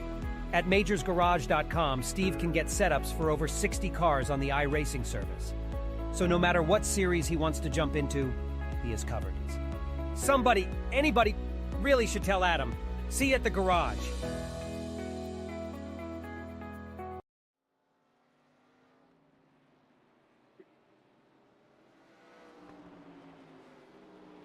Welcome back to Grid Vision's coverage of the Majors Series Holly Farm 400 from the North Wilkesboro Speedway, live here on Grid Vision as Taylor Burris, Brian Britt, and our producer Austin Derbyshire bring you the closing laps here as we see some beating and banging happening. Adam Johnson putting the bumper right there to your race leader of Roger Shanks as he's trying to get his way back on the lead lap as everyone's trying to make it to the finish. 45, actually make that 55 laps to go in the race.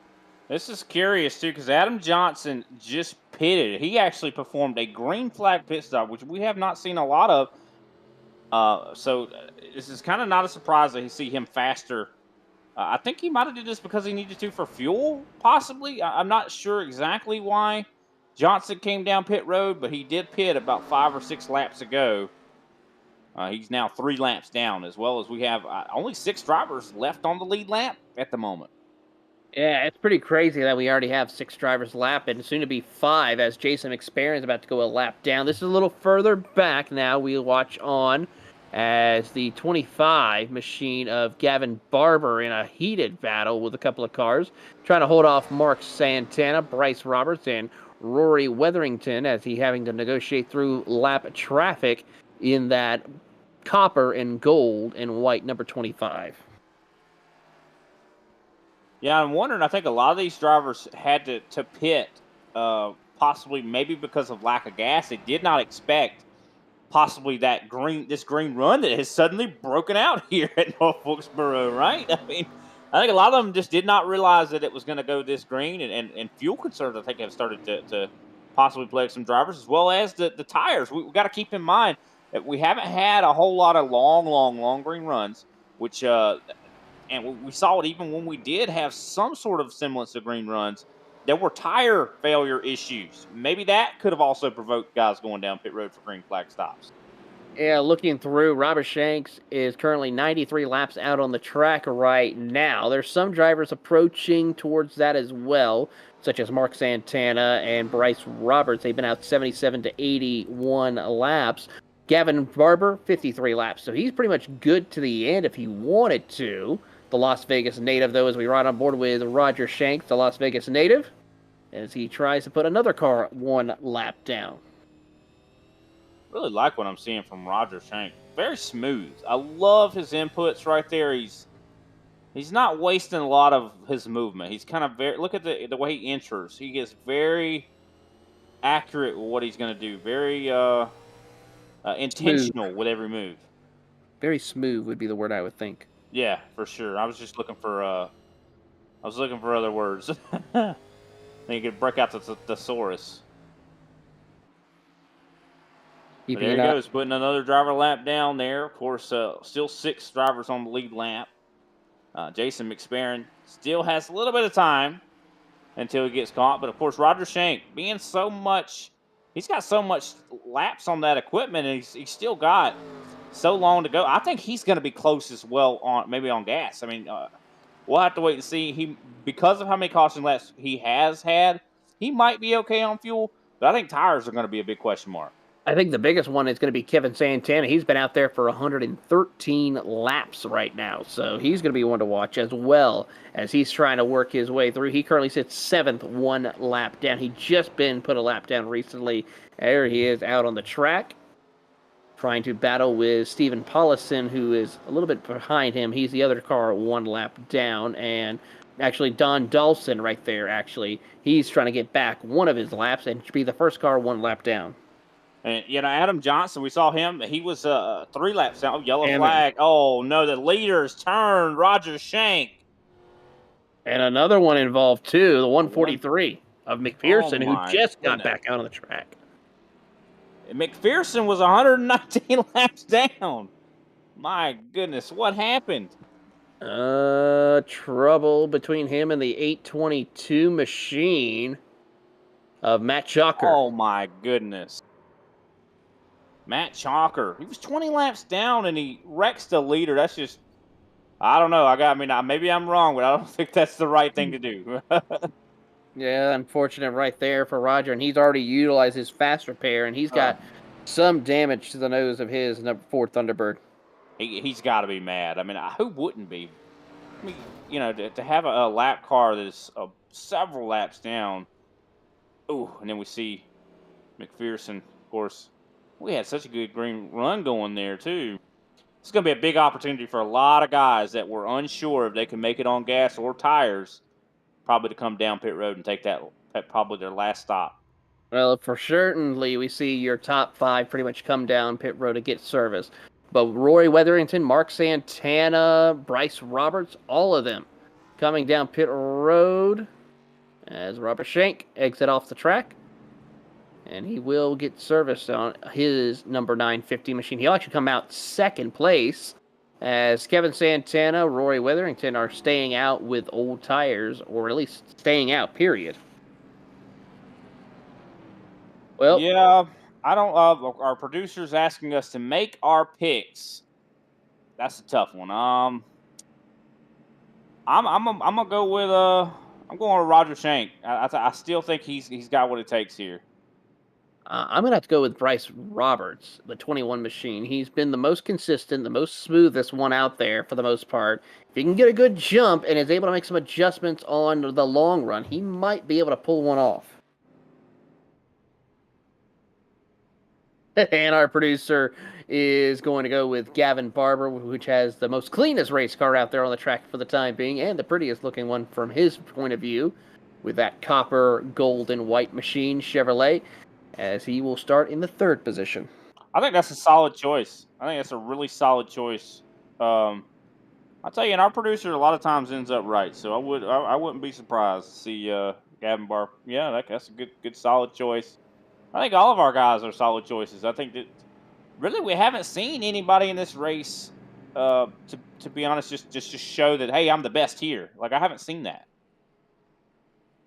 No, I haven't seen that really either, and everyone is pretty much going to be showcasing that here in this final dash to the finish. Yeah, for sure. We're going to definitely, these guys are going to have to earn it. They've had to survive until now to have a chance. They really start lights are out, though. 40 laps to go when we go back green flag racing. This is going to be exciting to see who comes out on top. And we're happy to have you with us here on Grid Vision for the closing race laps here at North Wilkesboro Speedway. And we're back at it here as Rory Witherington and Roger Shanks lead the charge, heading off into turn one. It's Rory who leads the way, heading off. Whoa! Big trouble though for Roger Shanks. He slides it. Man, that was my pick. Come on. And oh man, he takes the 143 with him, and he gets into McFerrin there. My goodness.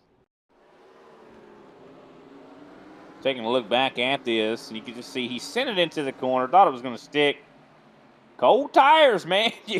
He was on cold tires, and I guess he just thought it was going to stick. But you got to warm them things up before you can push it in there like that, Taylor. You certainly do, and he takes out multiple other drivers with him, including McSparron, like he pointed out.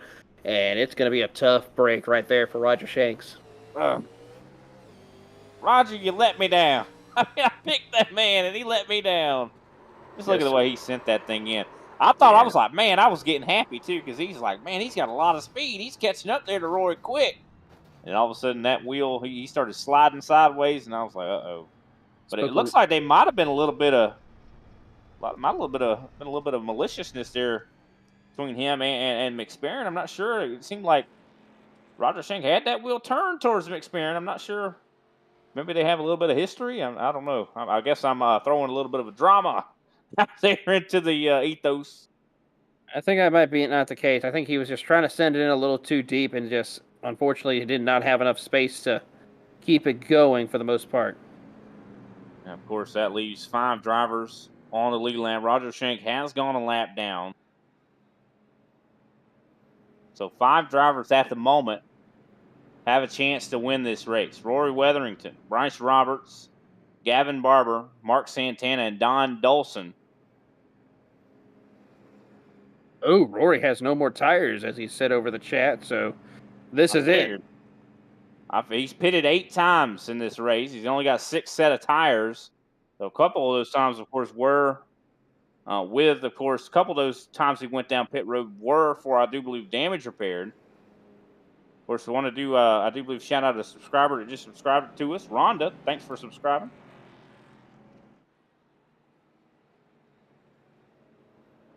I want to say thank you to Rhonda, as she, of course, makes sure for all of you who are watching here on Grid Vision to subscribe, as we have more great content. And even though we're almost done with the 2023 year, we still have a lot of great things still to come in 2024. So stay tuned for some more exciting news as we get ready to go racing into the 2024 season.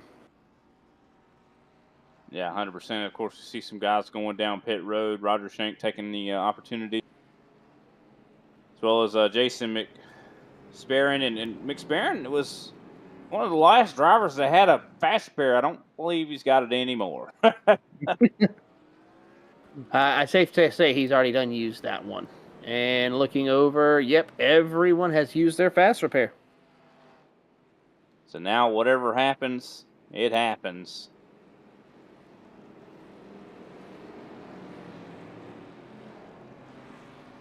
And with that, we are about to go green flag racing with under 40 laps to go here. And it's already a battle for the race lead between Bryce Roberts and Rory McFerrin as they try to jockey for position.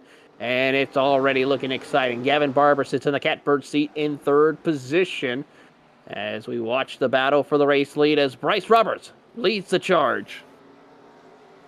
Roberts just driving away. Oh, Mark Sanchez getting loose. No caution. He hits the inside wall, but keeps going as Roberts drives away. But here comes Gavin Barber to the inside. I'm sorry, Mark Santana. I'm sorry, ladies and gentlemen. I keep messing up names here. A little bit tired here today. It's almost midnight. It's past his bedtime, everyone. It is very much past my bedtime. Got to give the old man a little bit of leeway. As we watch Bryce Roberts lead the charge. Gavin Barber, though, is also in second. But Rory Weatherington, he's dealing with three wide action here as they come off of turn number 4. And for Mark Santana, double spin as they come off of turn 1 and 2. Multiple cars involved. Yeah, of course, Rory Weatherington. Oh, backs up into Aaron Shank. Oh, goodness. That's why you always hold your brake. Oh, my goodness. That is... I bet Roger Shank cannot be too happy about that. You see right here the contact, the 944 of Brett Trosslin gets up into, I do believe, Wayne Taylor in the 564. And unfortunately, 43 Rory Weatherington, just kind of a victim here, but also does back up and catches Roger Shank unaware. He certainly does, and that's a tough break right there for the competitors, and unfortunately just so close from the finish. Watching Roger Shank right here. And he's just minding his own business, turning some good laps. He sees the smoke. You would think, well, he does start slowing down. And then, I don't blame him for this. He went through the gap. He was like, okay, I'm slowing down. And then the car that was up top kind of just starts sliding down the track. Of course, that was Rory Weatherington. That's why I always say you got to hold your brake after a crash. Because if you start rolling down the track, you're unpredictable now. A little bit of bumper cars. That's unfortunate for Aaron Shank, or Roger Shank, I should say. I don't know why I want to keep saying Aaron Shank. I'm just messing everybody's names up. Y'all, man. Well, the good news is we're almost done with this race. We're closing in on just about 15 laps to go. 25 laps to go, I should say. As Bryce Roberts leads the charge, Gavin Barber second, Rory Weatherington is in third. 5 cars on the lead lap. Jason McSparron should get the lucky dog this time around. And of course, he still has he's got a pretty fresh race car. I mean, he just took his fast repair. I don't think he was involved in that last one. So hopefully he'll be able to get that wave around. The 22 will be back in this thing. And that'll put us at 6 competitors here that can fight and vie for this win. Of course, Bryce Roberts, on that last go of it, he pulled away. Was definitely looking like the man to beat. So I don't know. We're going to have to see. Can Gavin Barber do something here?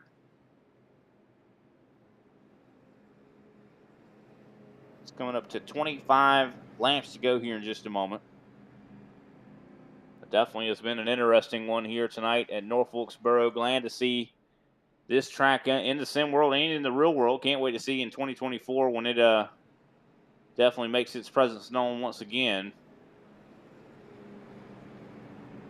Also really excited about Iowa coming up on the NASCAR Cup schedule. I'm looking forward to that. Yeah, it's going to be exciting to see how that will play out here, and we'll see who comes out on top. The And fans are going to come out on top. that is true.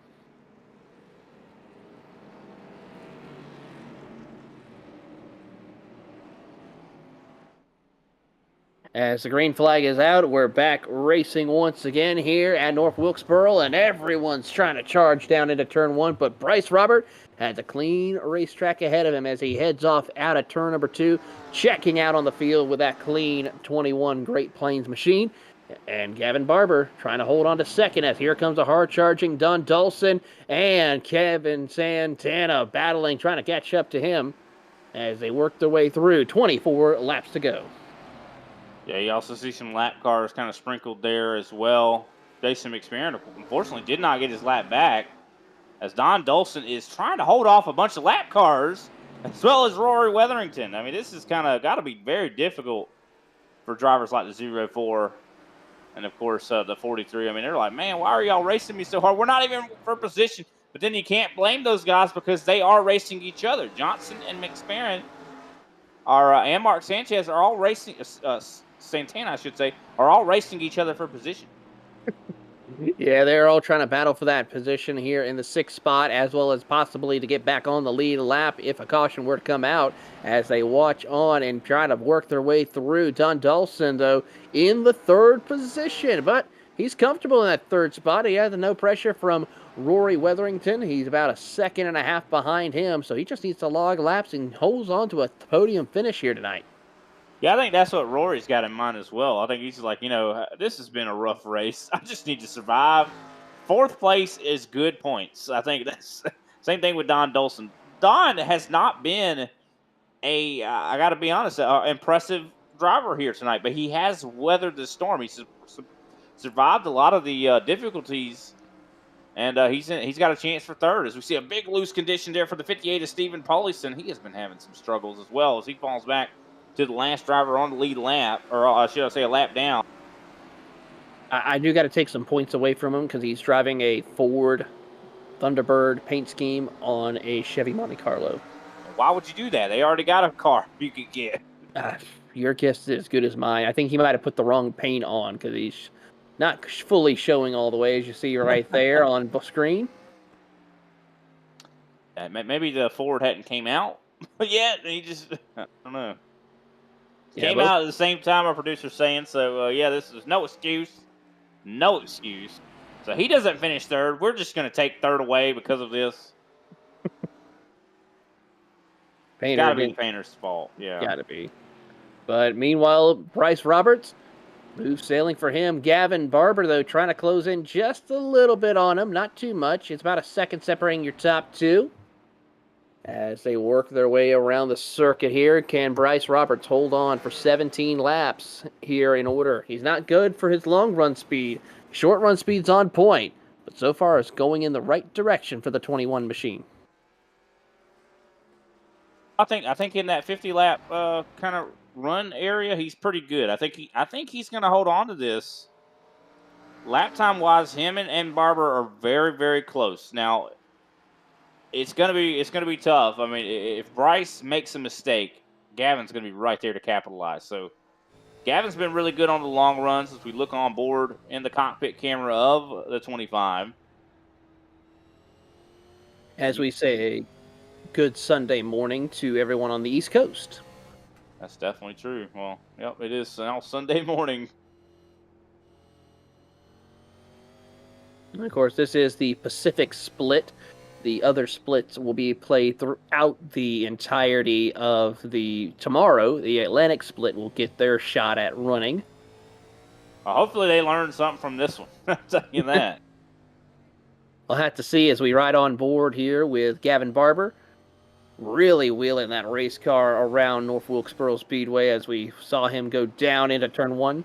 He has gained a 10th on your race leader, Bryce Roberts. So it looks like Bryce is starting to struggle a little bit. Gavin is a little bit better on the longer runs. He's now 7/10 back from Bryce Roberts. Of course, both of them are pulling away from Don Dolson. 4 seconds now is that gap. Barber backing it up consistently. A tenth and a half last time by faster than Bryce Roberts. As we come up to 11 laps to go here in just a moment. And coming up even after that to 10 to go if we can do math. I can't. I'm from South Carolina, so I have to spell it out for myself. But there it is. Oh, traded it back. Bryce Roberts a little bit faster that time. Oh, caution flag. As Adam Johnson, I think, has some issues, possibly. No, that was Jason McSparron having some issues as No. he pulls right in front of several drivers. Let's see what happened to Jason McSparron. Heading off into turn 1 and 2, gets into the back bumper of Adam Johnson and just collects him up. Johnson continues, but McSparron, not so much. Oh, some very near, very close there for some drivers. You see Roger Shank, I should say, almost got into that, but really good on the brakes to be able to avoid the 22 there. I think that might possibly give Roger Shank the lap back, a lucky dog, because Jason McSparron was it? Well, maybe not. Mark Santana. No, he's going to get the lucky dog because he was not involved in the crash, and he was the highest running lap down car. So he is going to be back on lead lap. Even though he's missing his front bumper, he's got a chance. Well, back in 1987, only 2 cars finished on the lead lap. So we're looking at beating that record right now with 6. How about that? That's awesome.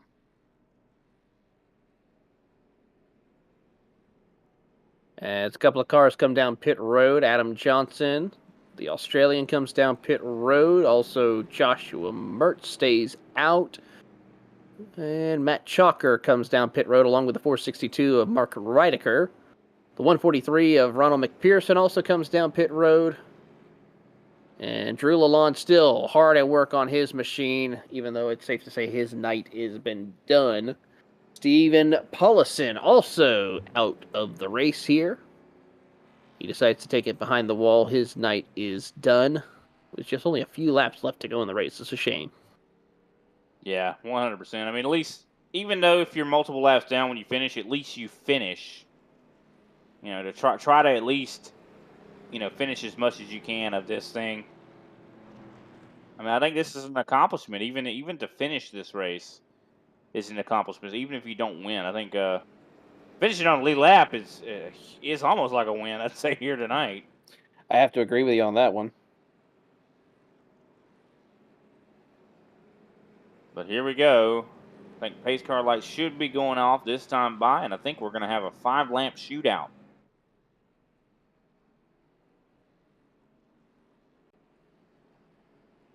Let's see if the lights go out, and yes, they do. It's time to go one more time around 5-lap shootout. They'll get the high 5 from Barney the Flagman next time by, and let's see if we can get it to the finish.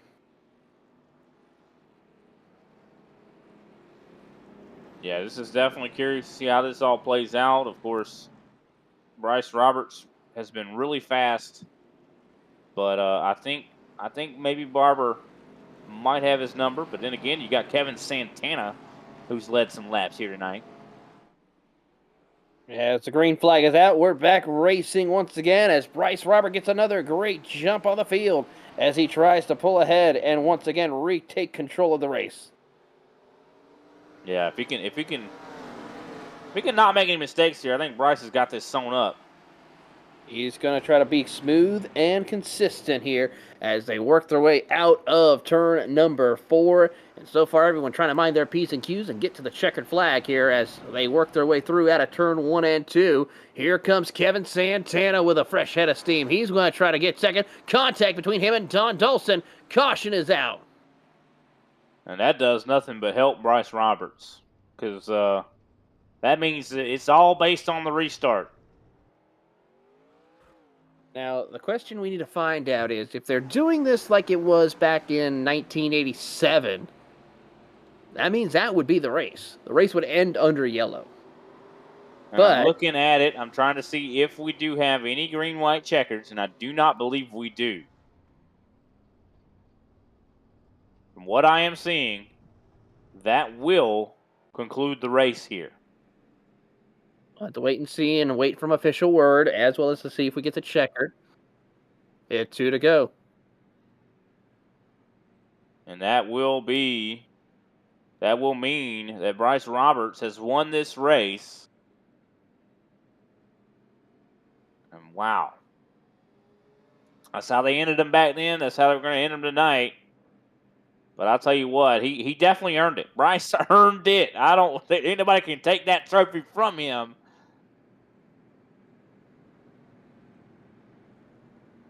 Great drive right there by Bryce Frank. And how about that? I get a nice pick of the win right there for me for, I think, my first or second time picking a driver. How about that? You got it right. Nothing wrong with that, indeed. No, not at all. So we'll give him a Working chance. Clock's right twice a day, you know. Got that right here as we wait for the final lap. And we will continue to see Bryce Frank take a little bit of an early victory lap here around North Wilkesboro Speedway. I hate to correct you, but it's Bryce Roberts. I want to get it right that way that his fans can all cheer him on. I've messed up enough names tonight. I'm not saying anything. I'm just saying he's the winner. We want to give him all due respect. And Bryce Robert takes the checkered flag here. Your winner of the Holly Farms 400, Bryce Roberts. Yeah, great win there for him. And unfortunately, you know, our producer come in second place. I mean, Gavin Barber, I mean, you called him. Unfortunately, finished second. My driver, though, I can't even talk because my driver finished a lap down. So it's all good. Let's see if we're going to get any celebrations from Bryce before we do the final results here.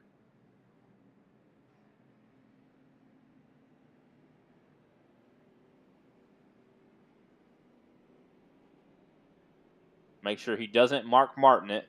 You want to finish do all the laps.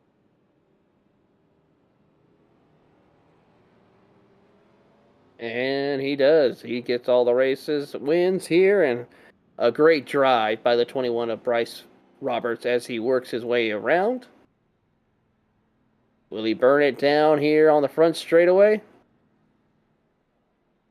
I wonder how hard it is to burn down with one of these cars. Never really had to try to do a burnout with one of these. And he parks it right there on the start-finish line. And there's the smoke show.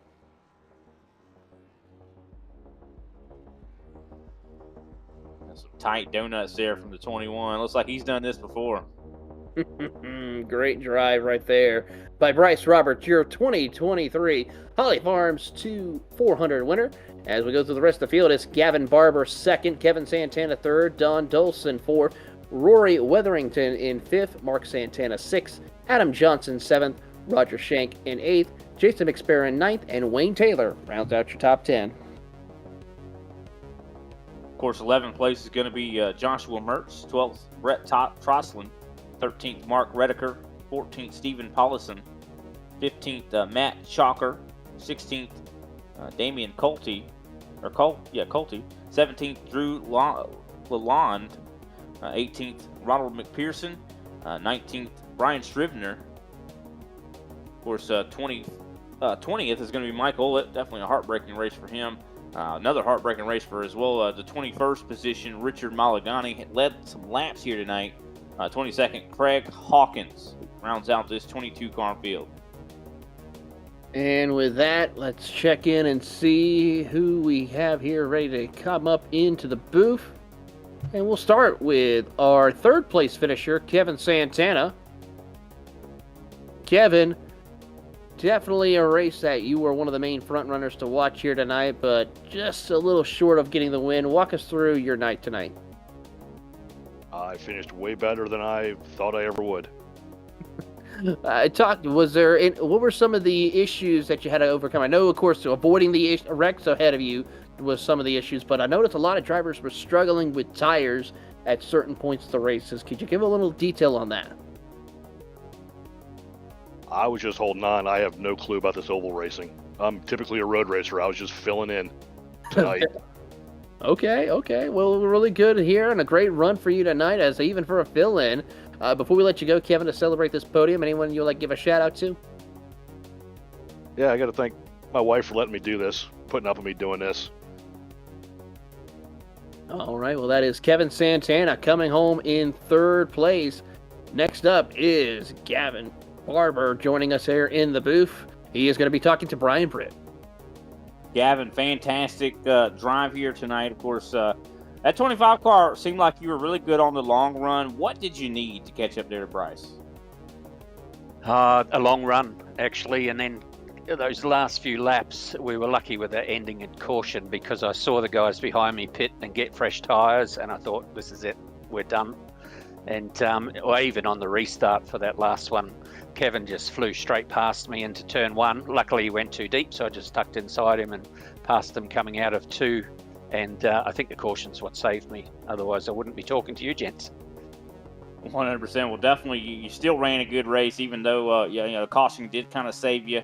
How big were tires? It seemed like that was a huge deal. I mean, you even kind of just alluded to that just now. Made a massive difference, and I think part of it when I got a lap down and had to chase through the traffic, I pushed it so hard that my fronts were really burnt, and it was pretty hard to hold some of those corners going in. Particularly 3 and 4 were the hardest two corners to get right lap after lap. But if you missed your brake marker and went slightly deep on used tyres, it would push right up to the top of the track. Well, I know you also probably don't do a whole lot of oval racing in the major series. So is that something that you were already familiar with? Oh, I love an oval. It's generally so intense. Even the super ovals, with all the cars going so fast and millimetres apart, it's, heart and mouth stuff, and I don't mind it. Made a couple of mistakes today. I think I owe some apologies to a couple of drivers, so I'll have to go and watch the replay and send those off. Alrighty. Well, Gavin, who can we give a shout out to after your second place finish? I really want to thank my racing team, Middle Finger Racing, the support through all of the setups and everything. Mad As Designs, Virtual Car Art, Aussie Signs, WPC Concreting and Snap-on, and of course you guys that always bring us a great stream for us to watch afterwards. That's where I'm going right now. Beer and watch the race. Well, enjoy yourself. Hopefully you enjoy yourself. I know y'all have to be quite worn out, so hopefully that beer tastes extra good. Have a good night, brother. Certainly will. Appreciate that. Thank you very much. All righty, that, of course, was Gavin Barber. Next up, Taylor Burris standing by with Bryce Roberts. Here we are with your race winner, Bryce Roberts. Bryce, I picked you coming out with the win today, and you did it amazingly. I mean, walk us through your race. You had a little struggle in the first half, but somehow you were able to pull through and come home with this win. I mean, I had a pretty good car, so that definitely helps. I feel like I pitted at the right time to make sure my tires were where they needed to be. And then I just drove.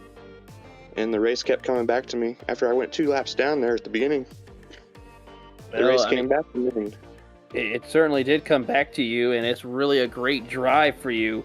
I mean, one thing we have to talk about is the rest of the season. We have another major event coming up on the road course of Silverstone with the Formula One cars, then the demo journey at Lanier. How confident do you feel going into those next 2 events? Not at all. Formula One is not usually my thing, but I usually do okay. I might be a top 10, so I'll get out of there. Well, before we let you go, anyone you'd like to say thank you to, Bryce? My wife, of course, for letting me do this. Well, of course, that is Bryce Roberts, your winner here in the 2023 Holly Farms 400 here at North Wilkesboro Speedway. And Brian Britt, I have to say, exciting race, and we got a lot of things still to come here in the world of sim racing on Grid Vision. Yeah, man, it was definitely an interesting race here tonight. Very tough on these drivers, I got to say, probably physically. And I'll tell you, definitely was enjoyable. Can't wait to see this event return next year for sure. But speaking of, like you said, we got some stuff going on tomorrow. We got, of course, Global Racing Truck Series at 12:30 p.m. Eastern Standard Time. So make sure you're up and at them for that one. They're going to be at Homestead, of course, later in that night, in the evening, 9 p.m. Eastern Standard Time. We're going to see them at Homestead. The RGR Kailu Glass Cup Xfinity Series at Homestead. So definitely Night of Homestead going to be tomorrow. So definitely looking forward to it. It's going to be exciting to see how that will play out. And, of course, as we say good night to everyone, we will see you tomorrow morning for more action here on Grid Vision. For all of the partners at Grid Vision, including myself, Brian Britt, Austin Derbyshire, and Justin Levine. And, of course, for all of you who tuned in for tonight's coverage and the entire group and organization of the Majors Series, we say good night and see you next time on Grid Vision.